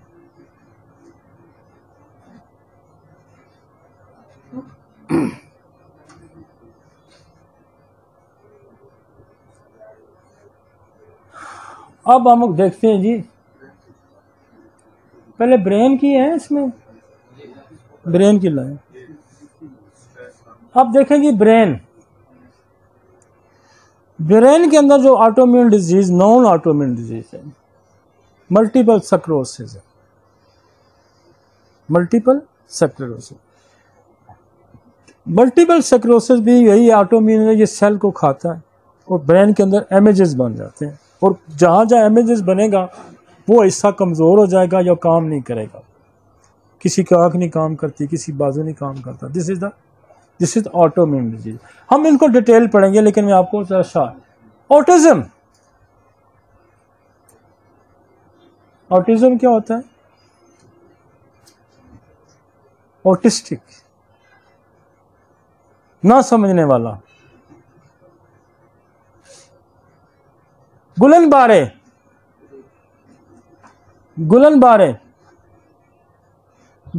सिंड्रोम क्या है? ये भी ऑटोइम्यून डिजीज है, ये ब्रेन की डिजीज है। इसमें भी ब्रेन अफेक्ट करता है और उससे कोई ना कोई जिस्म जो है ऑर्गन काम करना छोड़ देता है। इसको गुलन-बारे सिंड्रोम कहते हैं। गुलन-बारे सिंड्रोम साइकोलॉजिकल। तो ये तो ब्रेन की जो मोटी बीमारियां हमने आपको बताई। इसके साथ ले आए आप जी, बोन आ गया। बोन के अंदर क्या है? रूमेटॉइड आर्थराइटिस, ये भी ऑटोइम्यून है। ये क्या करता है? ये हमारी जो मेम्ब्रेन्स होती है बोन्स के, जो अंदर सिनेवल फ्लूइड की मेम्ब्रेन होती है, ये उस मेम्ब्रेन को डिस्ट्रॉय करता है। मेरा एक लेक्चर था पीछे जॉइंट्स पे, शायद इमरजेंसी में आपने सुना होगा, उसमें मैं आप बताया कि what is the arthritis, what is the osteoarthritis, what is the rheumatoid arthritis, what is the gout, what is the bacterial arthritis. तो ये कहाँ करता है? मेम्ब्रेन्स पे अटैक करता है। Rheumatoid arthritis, ankylosing spondylitis. Ankylosing क्या गया है कि ये आपकी स्पाइन की जो है, ये ऑटोइम्यून जो अटैक है ये इस पे होता है, ये अपने सेल को मारता है वहाँ पे, और ये इसको बम्बू स्पाइन बनाता है, इसके अंदर के लचक ख़त्म कर देता है, इसके अंदर से लचक ख़त्म कर देता है। ये जो आप बेंड होते हैं, ये मूव करते हैं, ये जॉइंट को सीज कर देता है। जैसे बांस, बम्बू बांस को कहते हैं ना, बांस यूँ उसके डांट आपको नज़र आती हैं लेकिन वो जुड़ जाता है, तो जोड़ इसके जुड़ जाते हैं, क्योंकि आपके वो सेल ही आपने मार दिए। तो this is autoimmune disease, enclosing इसको कहते हैं। पोलीमाइल्जिया रूमेटिका, ये भी जोड़ों का दर्द है, मसल का दर्द है। आगे चलेंगे।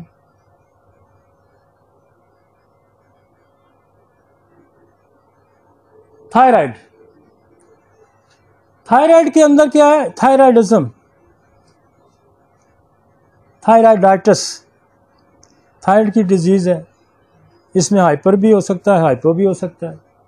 हशपेटो, ये भी थायराइड की डिजीज है।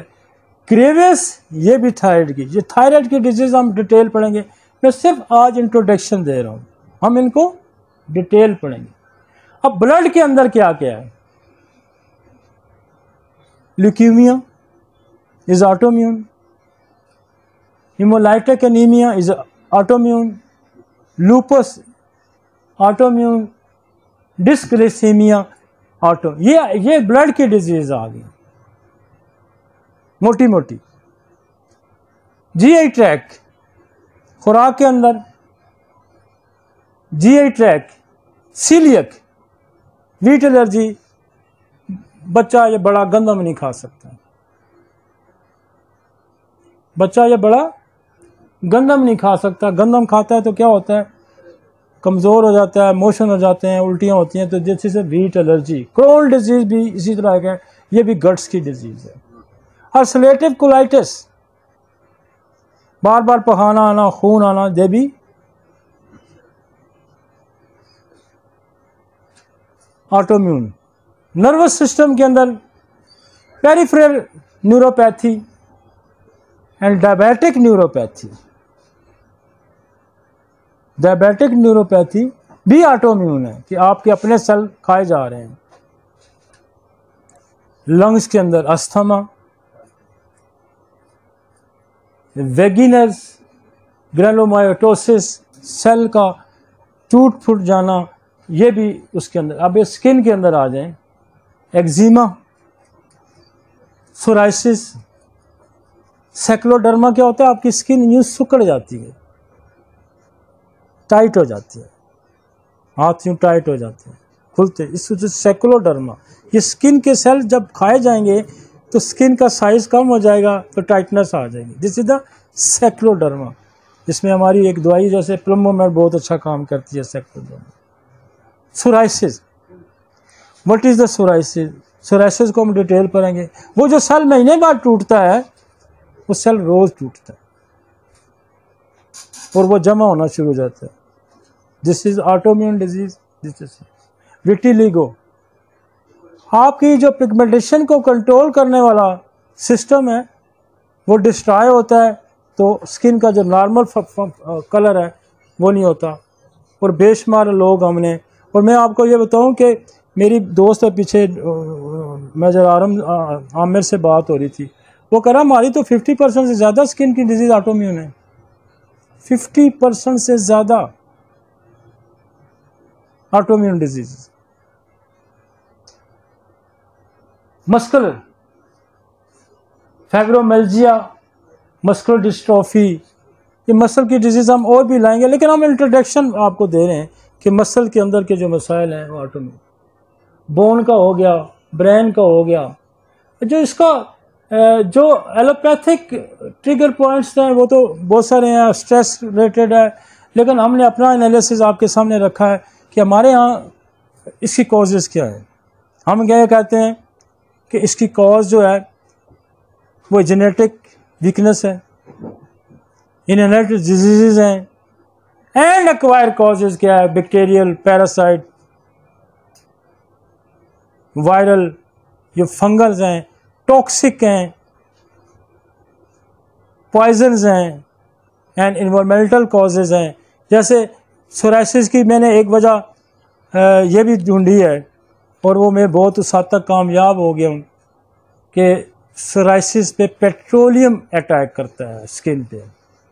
ये जो पेट्रोलियम की मसनूआत हैं, ये जो धुआं है आपका पेट्रोल बर्न होने से, ये स्किन पे ऑटोइम्यून डिजीज पैदा कर रहा है। और मेरे पास एक डॉक्टर कपल आया वहाँ से, गलगित से, उनको बच्चों को सोराइसिस थी जब, तो मैं वो बड़ा डिटेल मुझसे डिस्कस गपशप उससे होगी, तो वो कह रहा है यार ये सोराइसिस की वजह क्या है आपके जहन में। तो मैंने कहा पेट्रोलियम एक वजह है। कहते मैं तो गलगित में रहता हूँ, वहाँ पेट्रोल कहाँ होता, हम तो वो पीछे उसमें रहते हैं, मैं तो कैंप के अंदर हम रहते हैं और वो शहर से भी बड़ा दूर है, तो वहाँ कहाँ से पेट्रोलियम आ गई। तो उसकी मिसेस साथ बैठी हुई थी, तो वो बोल पड़ी, कहती जो हम चूल्हा जलाते हैं उसमें तेल तो जलता है ना, जो चूल्हा जलाते हैं हम, जो वहाँ कहती है हम मिट्टी का तेल जलाते हैं। तो देखें जो है आपकी ऑब्जर्वेशन है, आप कैसे ऑब्जर्व करते हैं चीज़ों को। तो सोराइसिस में किसी ने पेट्रोलियम का जिक्र भी नहीं किया, और आपकी पेट्रोलियम काम भी तभी करती है। मैं आपको, क्योंकि हम लगे रहते हैं इसमें कि ये डिजीज़ है, इसकी वजह क्या हो सकती है, डिजीज़ वजह से, तो मैं दुनिया को ये बताना चाह रहा हूँ कि सोराइसिस की बहुत सारी और वजह भी हो सकती हैं, ट्यूबरकुलोसिस भी हो सकता है, और भी हो सकती है, लेकिन एक वजह ट्रिगर करने की पेट्रोलियम है। इसलिए वो लोग जो शहरों से दूर रहते हैं, जो पेट्रोलियम मसनूआत के पास नहीं जाते, उनको सोराइसिस की डिजीज़ नहीं है। तो ये क्या करता है, आपका इम्यून सिस्टम जो है, जिसने स्किन को प्रोटेक्ट करना है, आपको पता है कितना 50% से ज़्यादा प्रोटेक्शन स्किन के पास है। और मैं आपको जो कहते हैं स्किन स्पेशलिस्ट कहता है कि हमारी तो 50% से ज़्यादा जो डिजीज़ ही जो है वो ऑटोइम्यून हो गई हैं। आगे चलेंगे। व्हाट इज़ द ट्रीटमेंट, इलाज क्या हो सकता है, ये जहन में रखें। हम पूरी सीरीज़ करने जा रहे हैं, हम एक एक डिजीज़ को पढ़ेंगे, एक एक डिजीज़ पे बहस करेंगे, और एक डिजीज़ पे दवाइयाँ डिस्कस करेंगे। ऑल टाइप ऑफ रिसोर्स, ये जहन में रख लें। This is the introductory lecture. आपको दवाइयों का हम एक रास्ता दिखा रहे हैं एक लेक्चर के अंदर। What is the immune system, what is the autoimmune disease, and what is the controlling and curative power of medicine in homeopathy. कि होम्योपैथी में वो कौन सी अद्वियात हैं, वो कौन से पैरामीटर हैं, वो कौन सी डायरेक्शन है जिसको अपना के हम ऑटोइम्यून डिजीज़ को ठीक करने की सलाहियत रखते हैं। और वो ये है कि ऑल टाइप ऑफ रिसोर्स पे आपको ग्रिप होनी चाहिए, जिसमें 4 नसोर तो सिर्फ टीबी के हैं, बेसिलिनियम, ट्यूबरकुलोनियम, बेसिलिनियम टेस्टिस, एवारी, ये तो 4 तो टीबी के हैं। एंड एक दवाई टीबी की खुद जो टीबी की दवाई से बनी हुई है, आइसोनाइज है, जो टीबी की दवाइयाँ खाने के लोग बीमार होते हैं, तो 5 दवाइयाँ तो आपको ये याद होनी चाहिए। नहीं, जो आइसोनाइज है, जो टीबी की दवाई से। फिर आपको टीबी की वैक्सीन लगती है, आप एंटी वैक्सीनेशन करने की सलाहियत रखते हैं। आप थूजा दे दें, आप वैक्सीनम दे दें, आप वायरोलिनम दे दें, ये सलेशिया है। यार क्या रेंज है, क्या खूबसूरत साइंस है आपके पास। cause TB and use of the complication of use of the tuberculosis medicine। TB की दवाई इस्तेमाल करने से भी ऑटोइम्यून डिजीज हो सकती है, टीबी की वजह से भी हो सकती है। और यार उसके निसोर्स पे आपको ग्रिप होनी चाहिए। इस तरह बहुत सारे टाइफाइड, टाइफाइडिनम, टाइफाइड की दवाइयों पे grip. After effects of typhoid क्या हो सकता है? मलेरिया आपका क्लेमेडिया है, इकोलाई है, स्टेप्टोकोकस है, स्टेफलोकोकस है, ब्रोसीला है, साइटोमेगेली है, मतलब आपकी हर्पिस है। बेशुमार नसूर्स हैं जो आप पढ़ें, आप समझें। आपके जो बुनियादी वबाई अमराज हैं, जो जैसे आपका खसरा है, काली खांसी है, मॉर्बिलिनम है, पर्टोसिन है, ये सारे इम्यून सिस्टम को अनाउंस करते हैं। आपका ड्रोसरा है, जैसे अब मैं आपको एक और, जैसे ड्रोसरा, खुदा ने तो बहुत सारे मुतबादर रखे हैं।